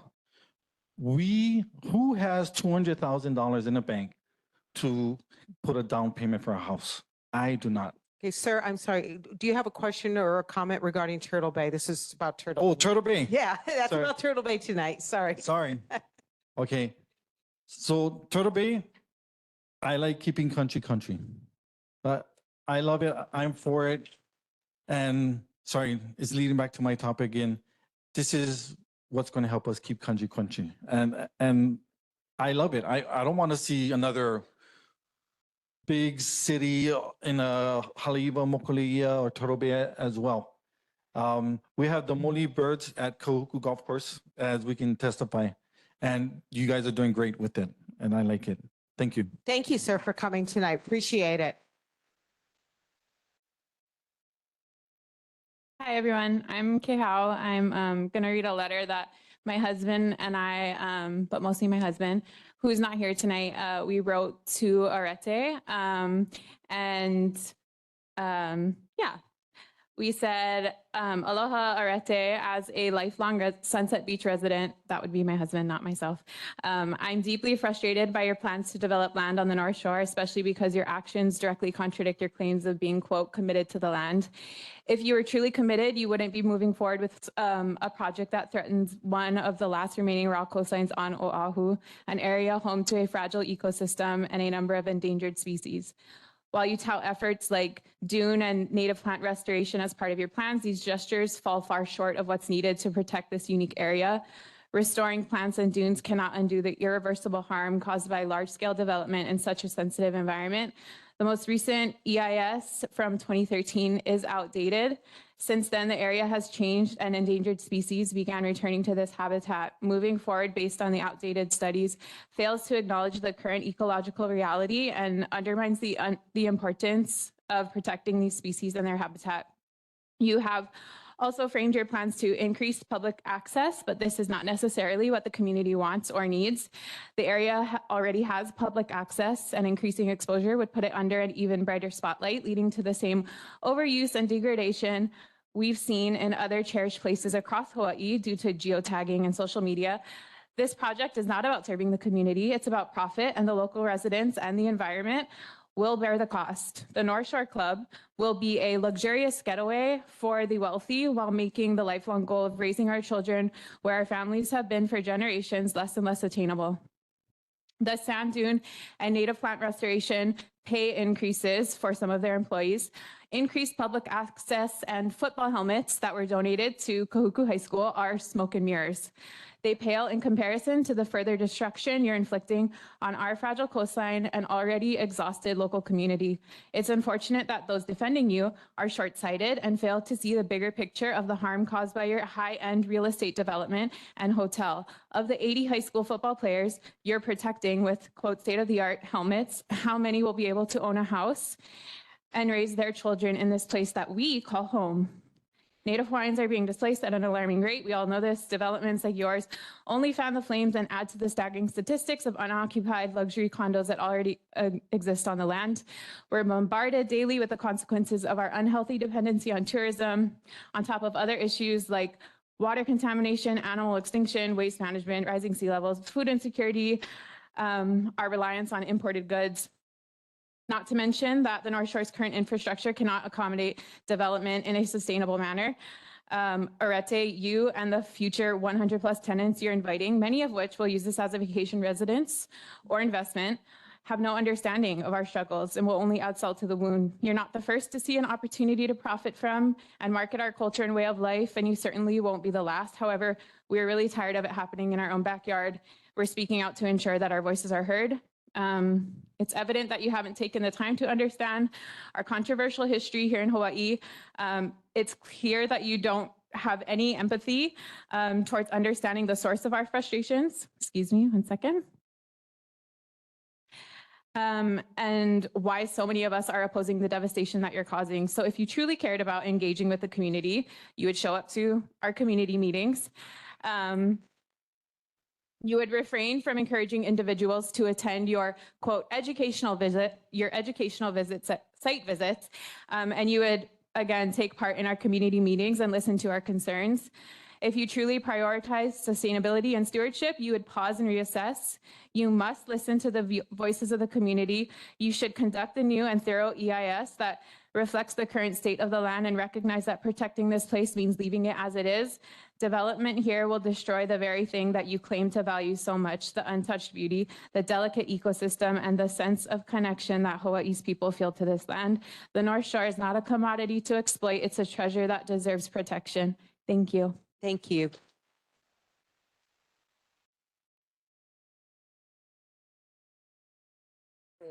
Hi, my name is Courtney Southwick. I have a master's in architecture with background in urban planning, and I came here in 2010 and 11 as a 26-year-old just wanting to surf, maybe go to UH. I skipped UH, surfed for the year, ran out of money, went back, got my master's so I could try to afford to live here. I still can't afford to live here, despite the career.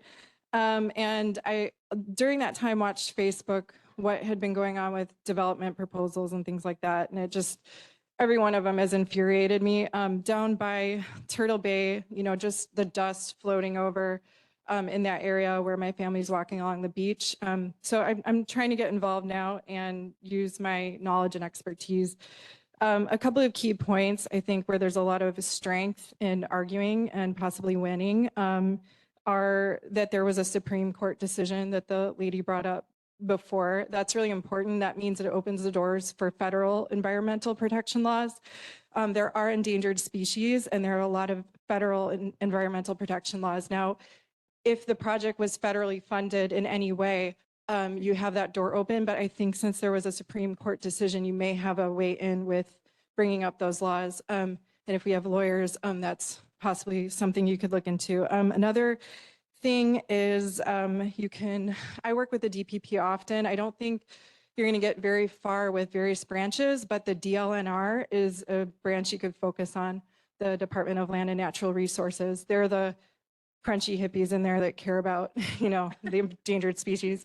Other than that, you're going to have to investigate if there's any private interests in this development in the DPP. We've seen that they've been federally investigated 2 years ago, so we need to look at who's making these decisions. And she brought up good points that they don't have the right to with a development over $500,000, which this is.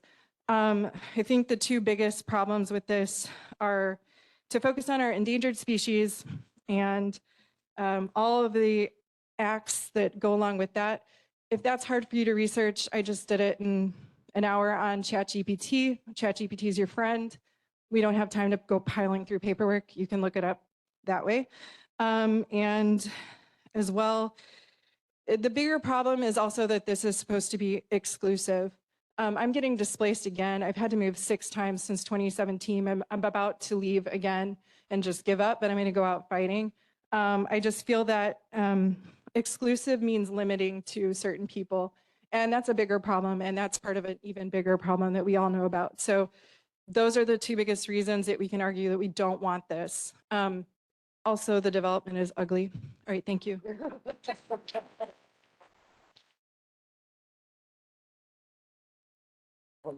Aloha, my name is Ida Leonardi Bloom. I am born and raised in Kahuku. I now currently live in Haleiwa, and I am a Hawaiian history teacher at St. Louis School. Besides the environment being completely ruined, I just don't want to show my kids what once was. I don't want to tell my grandchildren stories of where I grew up and what used to be. In Waikiki, they have some pohaku there. It's called Kapai Mahu. And now it's boarded up, under a nice fence. And we take children there and tourists there and show them this is what our culture once was. Being a Hawaiian history teacher, I teach my students about the epic story of Hi'iaka Ikapoliopele. And in her epic journey, Hi'iaka travels from Hawaii Island all the way to Kauai to fetch her beloved sister's lover, Lohiau. On her way to Kauai, she stops in Kahuku. She stops in Kahuku Point, Kalaio Kaunaoa, and Kuilima. Those places are mentioned, where she meets with the people of Kahuku, the Kanaka, because in those days, gods, goddesses, and Kanaka lived in the same time. They lived with one another. And her companion, Wahine Oma'o, traveled together. Kanaka of Kahuku area invite them into their houses and serve them food. Hi'iaka Ikapoliopele's favorite food is the luau leaf, and that is the leaf of the taro plant. But because it's a sea town, it's people of this coastal area, Kahuku Point, what they have is opihi, right? They have all of the seafood to offer. So they give that to Wahine Oma'o, and they have to go get luau leaf to feed Hi'iaka Ikapoliopele. But she looks at that and she's surprised. She's saying, where's the food that normal people eat? But the fact that these places are even mentioned in this whole epic story, this fascinating story of our ancestors, when gods and goddesses traversed this area, is just fascinating to me. And our people believed their religion was a religion of nomenclature. Yeah, it's a religion of environment. They knew that they had to live in harmony with the environment in order to survive. And so I encourage you to, if you can't read the whole epic, to go into the glossary and look for Kahuku, Kuilima, Kalaio Kaunaoa in the glossary and check out those pages where it talks about that. And just do your research and learn more about not just the science behind the environment, but also, you know, the stories of our ancestors that have been around for hundreds of years. But that's all I want to say. A'ole, naf'arete, mahalo. Thank you.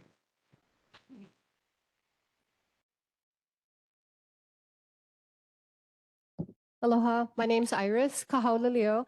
I've been a teacher at Kahuku High School. I've made 30 years this year. I am the one who introduced, it took from 97 to 2005 to get surfing into schools.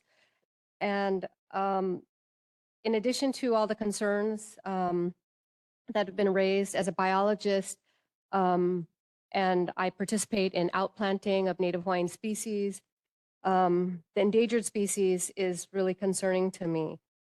I always feel like if there's a need, for example, I don't know the occupancy rates of Turtle Bay or Marriott Laia, but if there was a need for something, then I could see that we would need more resorts or hotels. But most tourists come here to the North Shore to enjoy, you know, the country life. And as having to present to our North Shore Neighborhood Board when I was going through a rezone for our property, you know, there's a certain protocol. And I had to present our proposal. I had to send certified letters within a certain radius of where we live. And when I speak to Kahuku residents, they haven't received anything. And I had to present to the Planning Commission, then to the City Council with multiple hearings. It had to come a bill, you know, and when we think of deep pockets, like somebody must be getting a thick white envelope because, you know, I'm getting a violation for a 12 by 24 storage shed in the front of my property. And, you know, when you think of what the impact that it will have on our environment, that's really concerning to me. And my mother-in-law and some of the old timers in here know my mother-in-law, Maxine Kahaulilio, who 30 years ago, they fought, you know, Waihole, Waikane development. And they're the ones who actually came up with Keep the Country Country. And I think at this point, we should be keeping Hawaii, Hawaii, because it's not going to look like Hawaii once we have major development on the North Shore. Thank you. Aloha.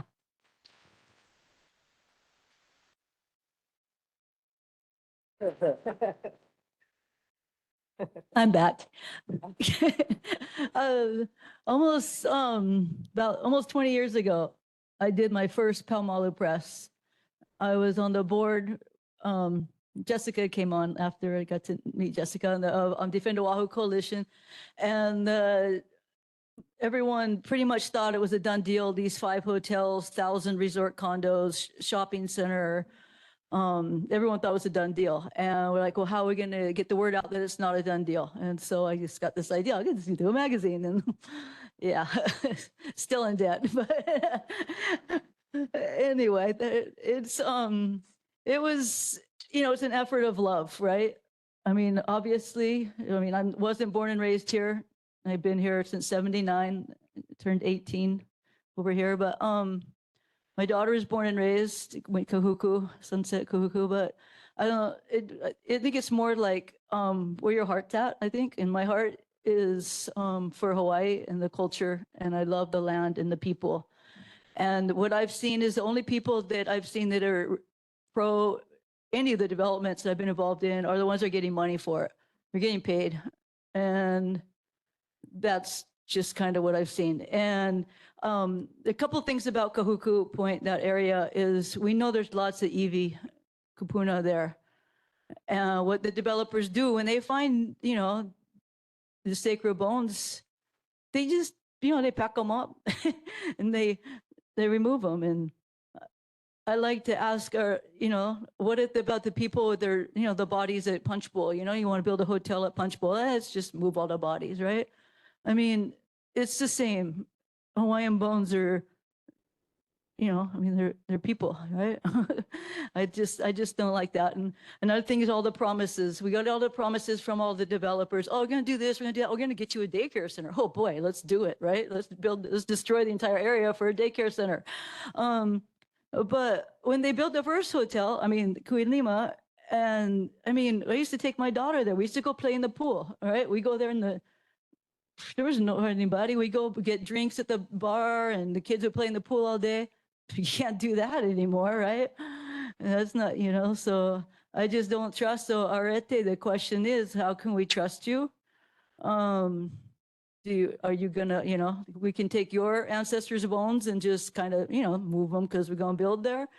And the other thing is just like, when I was on the board, I don't know if you know the Bloomfields, but Tinker Bloomfield was on it, and we were talking one day, and things looked really bleak. They were going to build a hotel right at Cavella Bay, you guys. Like one on the point there by the stables, and one in the bay. So that was saved. But we were talking, and it looked bleak, and we just looked at each other, and we looked at, and we said, you know what?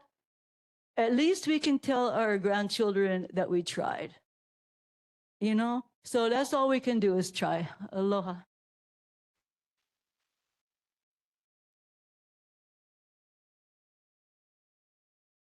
Aloha. My name is Scott. I live in Laie, and I just wanted to publicly say I'm in opposition to the development there at Turtle Bay. I'm a transplant to Hawaii. I've been here 11 years, and I came here very difficult time in my life, kind of personal family trouble. Didn't expect to end up here, but went to Kahuku High School, and the land in and around Kahuku kind of saved my life. So just feel like I want to speak out in favor of the land. The other thing is I'm from Utah, and I know my people. And I just want to say from firsthand experience, don't trust them.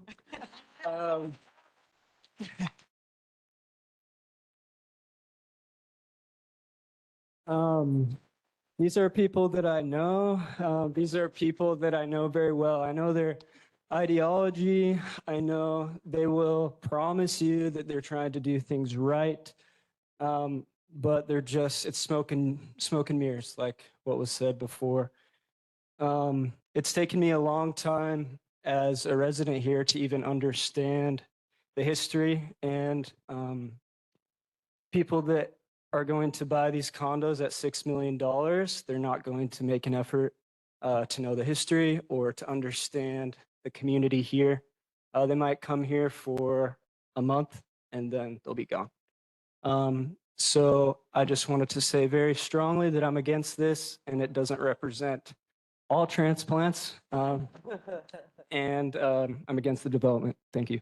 Thank you for sharing, Scott. Thank you very much.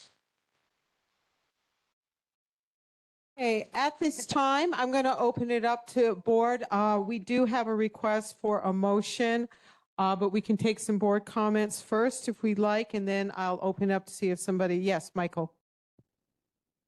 Since we're in the vein of questions, these are the best maps I've seen of the development so far, like the highest resolution and things like that. And I wasn't clear about like the emergency access. It seems to me that this is a really far way in from the main route into Turtle Bay we all take now. And they're really moving this development way over towards the Marconi area.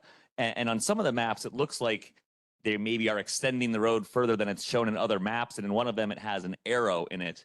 And so I just was wondering, maybe we could pass the question on to them. Is there an intention to, at some point, or are they going to be required to maybe make this connection over towards the Marconi access road, where there's the other problematic development over there?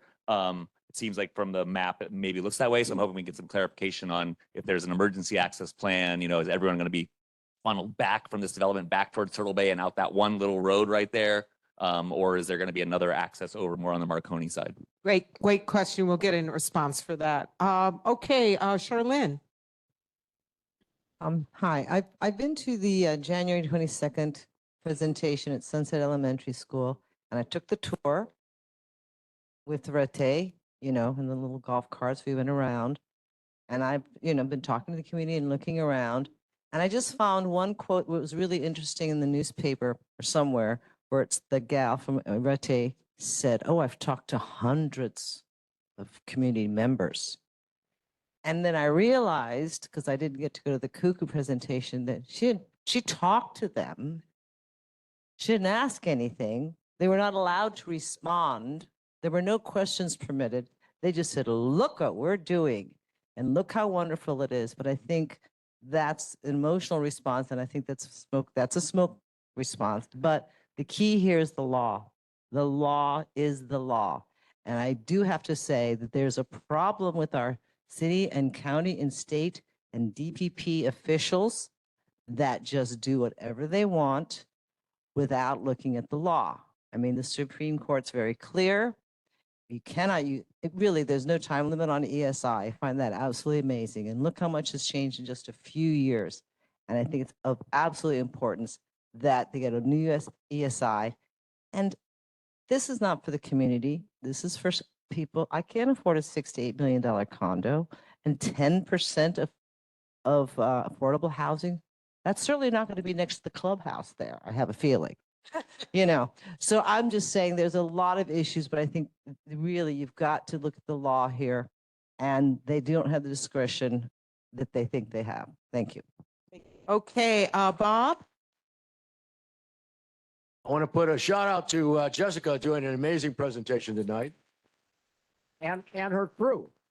She had a lot of help, a lot of support, but let's kick it back a few years. This man with the green shirt on, Keep the Country came from, I was at the meeting the night somebody blurted it out, and it was at the Mattoon's house down in Punaluu. And he went out and I don't know how you legally claim the name or write it up or reserve it or whatever the notation is. But they owned the name, and the community's kept it alive. A lot to be said about that. This whole ball of wax got started with our Chamber of Commerce, our council. When the mill went down, I talked to Randall Iwasi about how the hell did you set this thing up? And he said, you know what? Jobs were really important then. Nobody had any hope for a job. The whole town's getting basically shut down. And that was the beginning of the hotel exercise, was when the council guys got behind that. My history there, I used to dive there before the hotel. I got to tell you, there's a whole lot less in the ocean than there ever used to be, a whole lot less. And I used to have the key to Marconi. There was a place where you go to get lobster. There was a place everywhere. You knew where everything was. Those things aren't there anymore. There was a little old lady about this high, went out on the reef. Every time she went on the reef, she came with a rice sack full of hay. She was the last resident to leave the property. Anyway, time goes on. I worked at the Turtle Bay from a vacant lot, first carpenter hired, to when President Nixon came. I saw a lot of changes there, and we're still seeing changes. And all I can say is that more people means less, more natural resources. And my thought is that some of the things that we could get from the developer are a clarity on this. There's two developers now. And I've taken me up there and done some fam tours and said, oh, we're wonderful. This is what we're doing. And, so when I ask a question, they say, oh, well, we're not doing that. The other guy's doing that. They're playing this either or push and pull game. And I think that one of the things we should try to do is make sure that all the things they're sharing with us are consolidated under one perspective. Maybe both people have to sign off on stuff. With regard to the unilateral agreement, there's no timeframes in this. There's some sequence things, but there's no calendar things. And we're getting at the end of the game where developers are going to be putting money into this exercise out here. We're in a now or never phase. And we need to, if we're going to go back and visit the unilateral agreement, they need to work with some real specific timeframes. Who's going to do what, when, and where. The other thing is with regard to the natural resources, it would be nice if they put together, they keep track of it, kind of, maybe, in a file cabinet, maybe. What if they had a natural resource committee that interfaced with the community? There were people on that committee and we got to know what they were doing on there. If you can monitor it, you can move it and you can make it better. That's just a black box and it shouldn't be. There's, Okay, start okay, wrapping it up, Bob. I'm gonna stop right there. Goes food for thought. Thanks. Aloha. Thank you very, very much. Erica. Alrighty, so some of the things I'm just going to echo because I think they're worth re-saying. We do not need more empty multi-million-dollar mansions. I'm a real estate broker and I'm going to tell you, yes, they will sell, but that is not what the people who live here are buying, okay? There are very few that in this community that can afford those kind of things, right? So we need more homes for local residents. We do not need more of that McMansion crap. The short-term rentals, that's a whole other thing that I could talk about for days and hours, so I wish they would enforce that. Roads and traffic. I'm on the Parks Committee, right? And we already don't have enough infrastructure, enough support, enough money's going into our parks. Our parks are being devastated by the amount of tourists that we have. We're screaming, crying, stamping our feet for money, and they're just promptly ignoring us, even though 50% of the 8 to 10 million tourists that come to this island per year come to the North Shore. Where's the money to support that? Oh yeah, we don't have it. Yet they want to build more stuff to, more things, more development to have more people on the roads, just further decimating what we already have. Affordable is laughable. It's like the USDA loans right now. If you can qualify to get it, you can't afford what it'll get you because it doesn't get you anything. It's like a bad joke. You go in circles. And I deal with this every single day, having to break people's hearts about that we don't have enough rentals and having to tell people who gets to have a rental and who doesn't. It is heartbreaking. We need more actual affordable housing. So I hope that they get it going over by the sugar mill. I golf out at Turtle Bay quite often. I really enjoy it out there. And there are so many albatross right now. Wait, I don't know the real word, the Hawaiian name. Moli? Moli, thank you. There are a ton out there. And I guarantee you, if you go behind that green screen, there are albatross back there. They're all over outside of the green screen. So I guarantee you they're behind it. And the green screen is everywhere. If you haven't gone out there, go see it. It's wrapped all around the 18th hole. It's wrapped all around, it's a lot. It's a lot that's roped off right now. And if we don't want to be Kailua, this is our chance to stop it because that's the direction we're going. And I tell people that North Shore is what Kailua is what North Shore used to be. North Shore is what Kailua used to be until Kailua got completely and utterly gentrified with multi-million-dollar disgusting mansions until the local people could not afford it anymore. And they're lucky to get a studio for $2,500. And that is facts. Blake. Super grateful for everyone's effort to keep the meeting safe. I saw small children, I saw older residents like myself, and I feel like you guys did a great job of making sure everyone felt safe here. So thank you for that.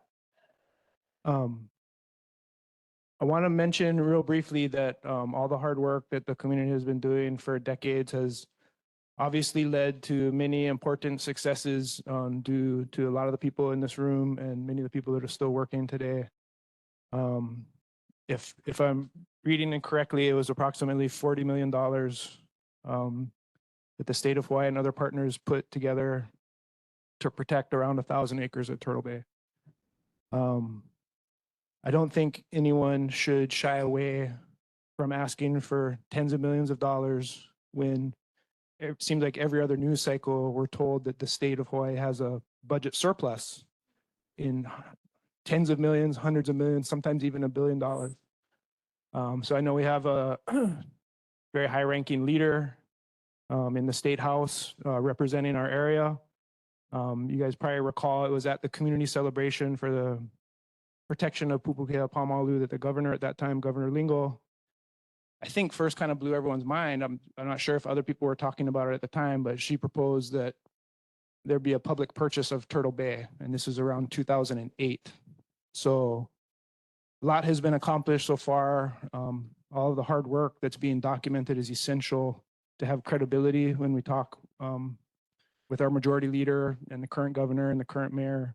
When you walk in with this type of information, it makes them really hard to not listen, right? And so I'm hoping that the leadership of our district can get a governor's working group together again and finish the job that was started by a lot of people in this room. Thank you.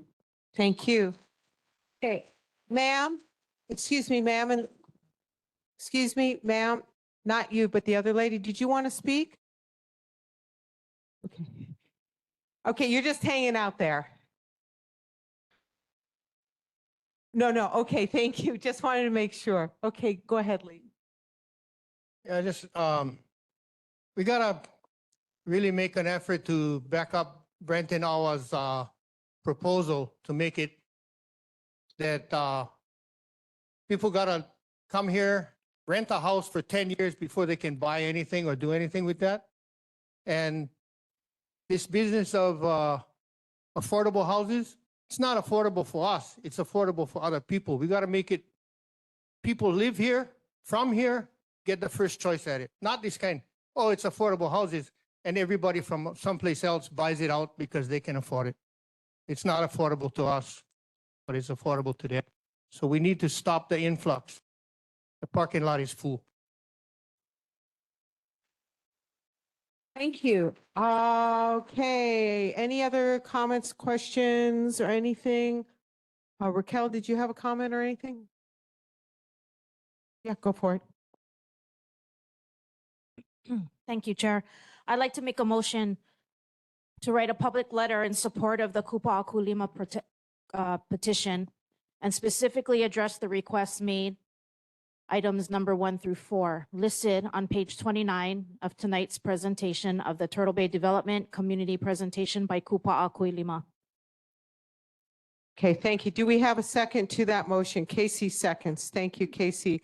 Any further board discussion on this issue? Okay, seeing none, we'll do a roll call vote. And as I said before, I unfortunately have to recuse myself. And thank you to Jessica for her eloquent reasons why. Thank you. I sit on the board for Keep the North Shore Country. Thank you. Go ahead, Zoidel. Achu, Aldridge, Alexander, Anderson, Antolini, Bickler, Cousin Fisher.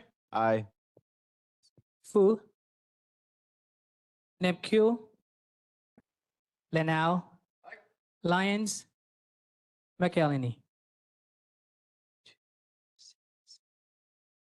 12-0-1.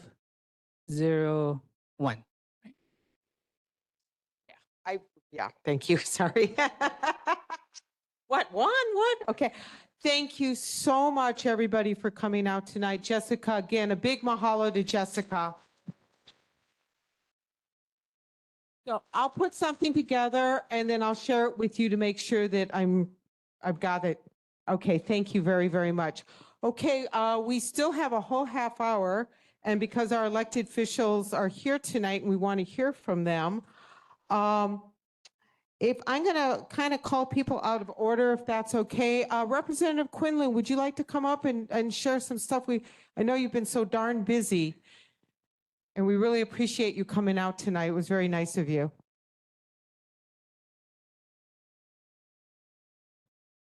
Okay, I'll try to be brief. Aloha, everyone. Good evening. Thank you so much, everybody who came out to share. I think it means a lot for all of us to hear your words and to understand where the community is at. Something really weird happened in the last few months, and I became the majority leader of the State House. So, well, I don't know. My wife's not very happy about it, but it does mean, unfortunately, that I won't be able to be here in our community as often. It means it'll take me sometimes a little longer to get back to you folks than I would like. I really do pride myself on calling everyone back as soon as I can.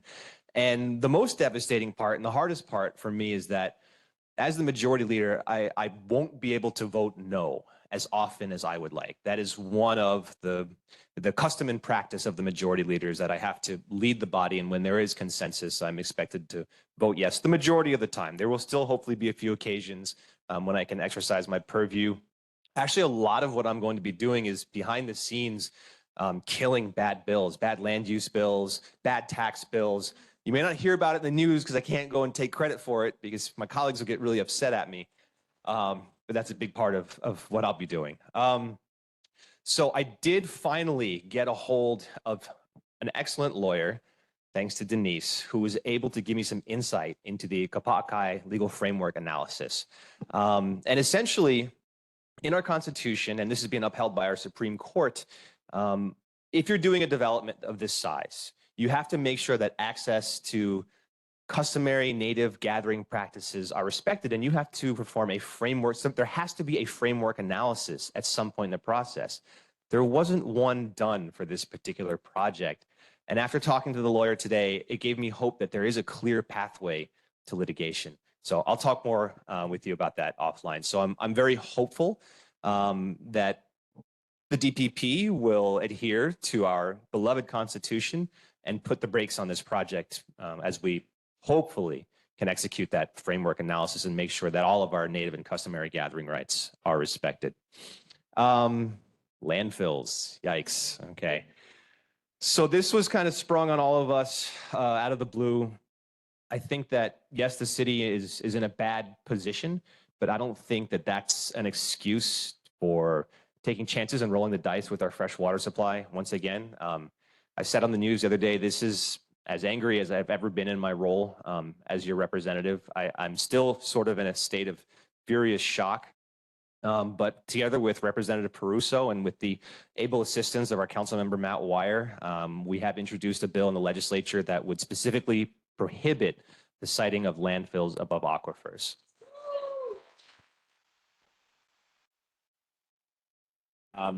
So that bill will be scheduled for a hearing shortly. We have a lot of support in both the House and the Senate, and of course from our city council members, all of whom have come out to say that they're also against this siting. So we'll see where it goes. I'm hopeful that we can pass this legislation. I do think that to some extent it's a bit of a red herring. I think the city is sort of playing a game with us, which I appreciate even less than the siting, because they're making people fearful and they're trying to use us as a pawn to essentially say, well, guys, you know, we tried to put it somewhere and now we've exhausted all of our options. And unfortunately, I think their play is that they're going to eventually go back to the Land Use Commission and ask to extend Waimanalo Gulch, which is not something that I'm happy about. I don't like being pitted against my friends from the West Side. I don't think it's right that the West Side has continued to bear the brunt of our trash disposal all these years, and now they want to do it for another 30. I think that there are a number of federal lands that are available that are above Caprock, that if the Navy would just cooperate with us a little, or other branches of the armed services, we could put this landfill in a place that's not close to human beings, that's not above an aquifer, that's not going to poison our water supply. So it's something that Councilmember Wire and Representative Peruso and I are working very diligently on. I don't want to bogart the mic, and I want everyone else to speak, so I'll just leave it at that unless you guys have any specific questions for me. Thank you. Okay, I'm actually going to keep moving on because I want to make sure we get to everybody tonight, but thank you for coming. We really appreciate it. And I'm proud to say my boss was there today standing with Rep. Peruso, council member, and Rep. Quinlan. So he is supporting all of the bills. I saw he wrote testimony for Councilmember Wire's bill. So yes, I was there in my wheelchair. Next up, and again, I apologize in taking these all out of order, but Councilmember Wire, please.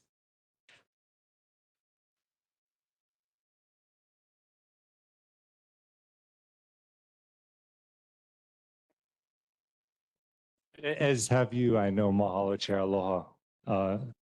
Board members, community members, thank you all for being here. I want to first just take a moment to recognize and remember firefighter Jeffrey Fiala. We celebrated his life and, of course, the heartbreaking story this past weekend with his family, and remembered the tragedy. And so I think going forward, you know, we'll continue to keep our first responders in our hearts and our prayers. I want to also just point out that there's some alerts, weather alerts coming up. I think everyone maybe have heard already, starting Wednesday through Friday, both high wind, possible gusts up to 55, and then also flash flood watch right now. So keep an eye on that because it could turn into a warning. It'll be coming out of the northwest, so affecting probably Kauai and then North Shore after that. And then just to give some updates on follow-up from the questions that came up at the last meeting, Board Member Antolini, I'll get to the landfill update at the end. That might be a little longer, but Board Member Fu, Parks Department did report they did have staffing scheduled at the pool, but I think because of the holiday season, they had folks calling out sick. And so Parks apologizes for that. I know Board Member Makueni asked about the recycling in H-Power and the contract requirements. So according to Environmental Services, we are meeting our contract requirements for H-Power and the burning. And then I don't know if anyone saw that really cool story on, I believe it's Hawaii News Now, about folks that put tracking devices into items they put into the blue bin. And so we do know that they are being taken to the recycling facility in Campbell, but they're going to report more on where they go after that. And so we'll all be tuned in. And of course, we want to encourage more recycling. No, there's a question about the drown proofing program that we're still waiting on Parks Department for. That came up at the last meeting as well. I wanted to highlight two bills that we've been working on.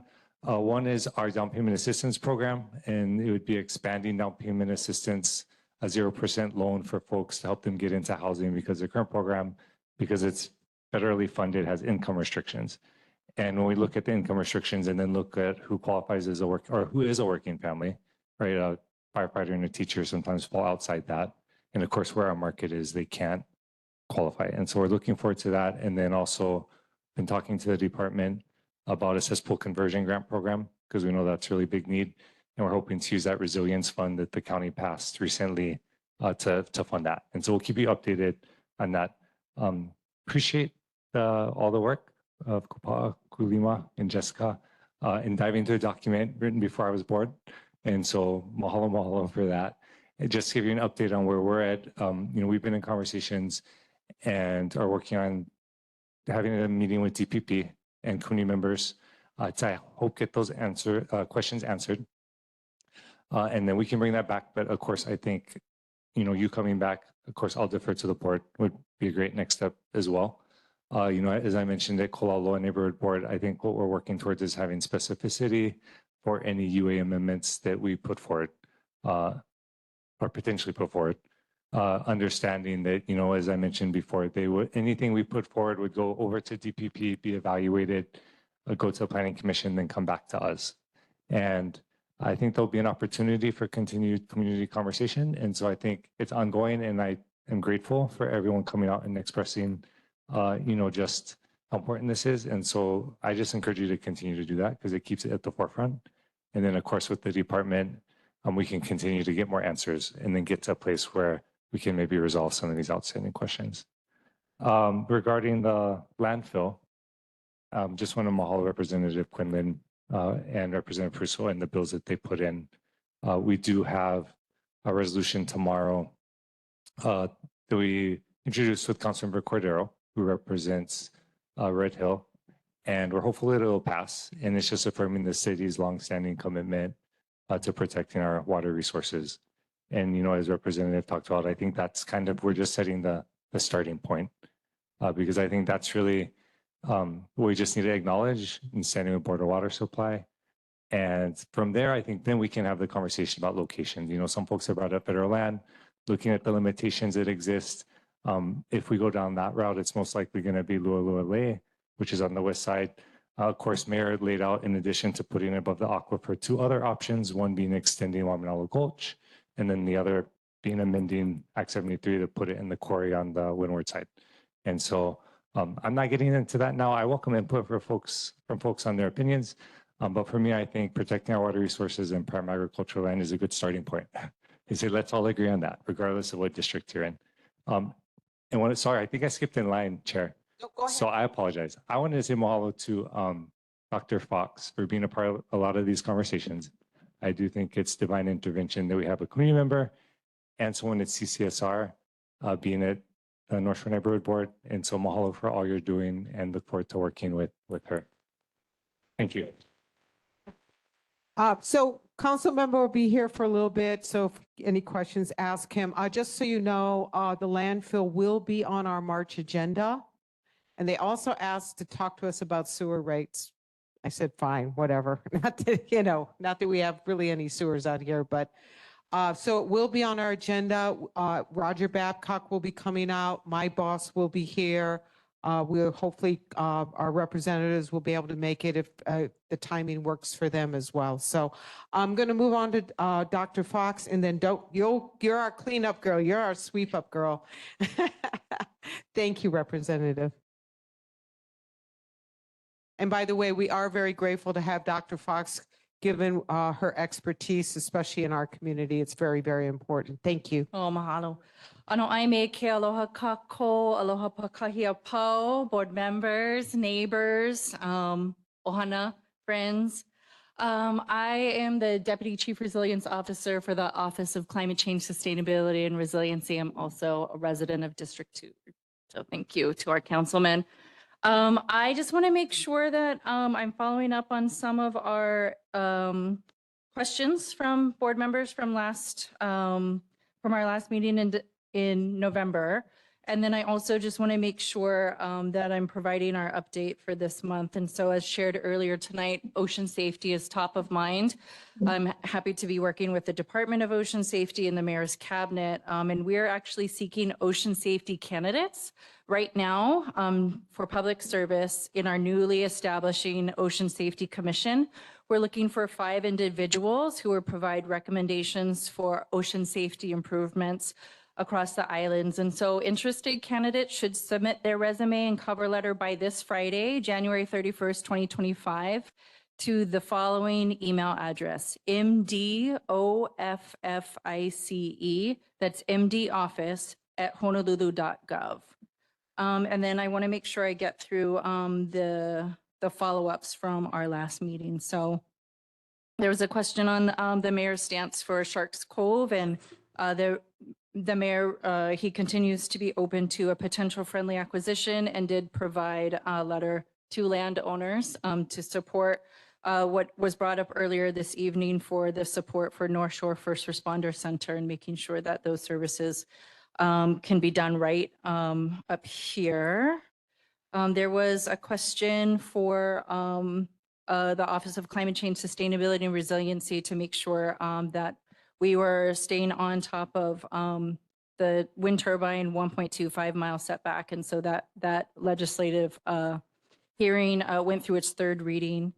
There was a question about CRB and if there's continuing to be plans for the beach parks. And so DPR is following up on that one. And then the last one was the question around the intersection alignment. And so the Department of Transportation Services did make adjustments to the existing pavement markings at the intersection of Goodell Avenue and Kealoha Nui Street. That was the question that came up before. I'm gonna because we just got one more and I want to make sure we get everybody in. Really, really quickly though, I did get a request to have a rep from Ocean Safety at least come quarterly to our board meeting. So could you see if that could get done? I will. Thank you very much. And the markings are okay. Still not happy, but thank you. Okay, and Dr. Fox will stay, so please go ahead and ask her your questions.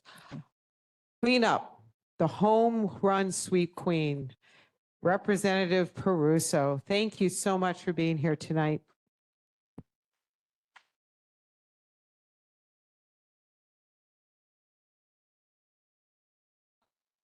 I'll make this super fast though.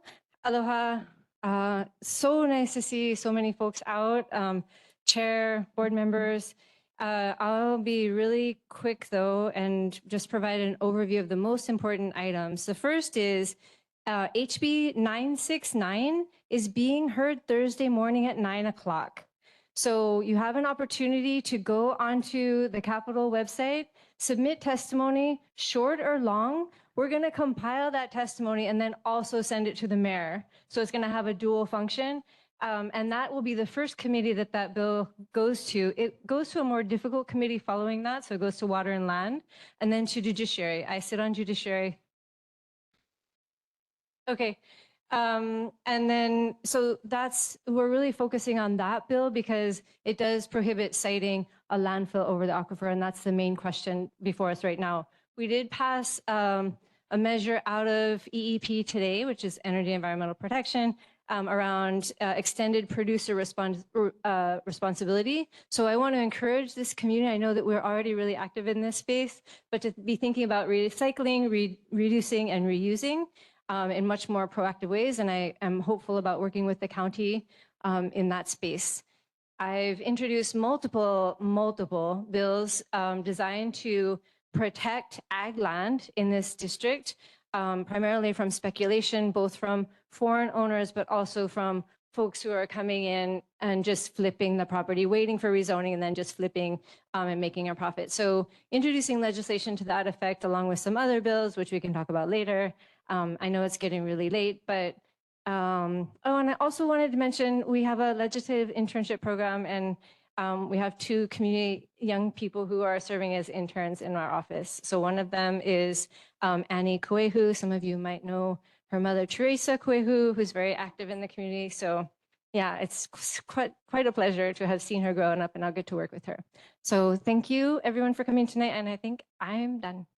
Thank you. And actually, you're not the sweep up. I'm sorry, Makana. I did call out earlier tonight, but you were outside. Makana Lewis from Senator Awal's office. Thank you for joining us. We really appreciate it. Aloha kako. I know it's a lot to take on this evening. Just wanted to share a few quick notes and hopefully some positives on our end.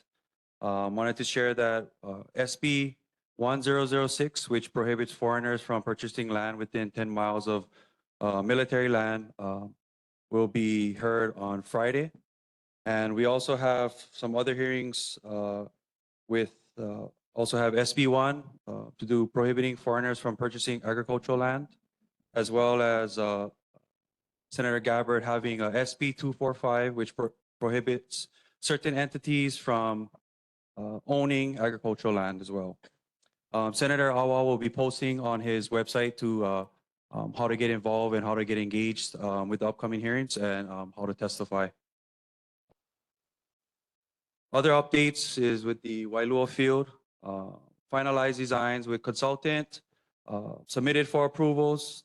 After it is approved, it'll go for bidding, and allotment for requests would go to the Budget and Finance of the Governor's Office for release of funds. Unfortunately, no current timeline for the field at this moment. We'll keep you guys updated. Paving projects, as you folks may know, project number 83B-01-09 is a project to improve the safety and drainage of Kamehameha Highway in the vicinity of Laniake Beach. It's going to be a $20.5 million project by Goodfellow Brothers, a new bridge and a relocation of Kamehameha Highway. The projected finish date is spring 2026. For more information on that, you can go to Hawaii. hi.hawaii.gov, where you can sign up for emails and text messages, as well as goakamai.org for current traffic updates.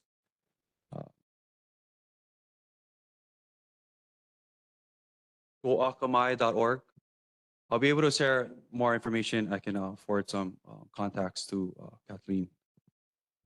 But with that, I'm able to take a few minutes outside if I can bring clarity to anybody. I know there's a lot to take on this evening with a lot of pressures.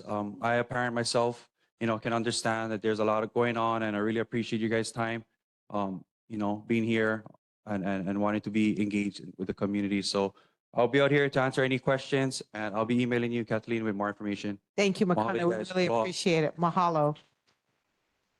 Okay, before we leave tonight, I have a big ask of everybody. Could you all close the louvers next to you, please? I'd really appreciate that. And at this point, we are POW, and thank you all for coming tonight.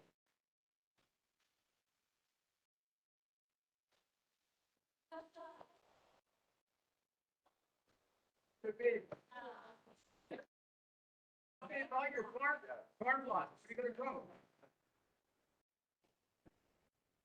Seems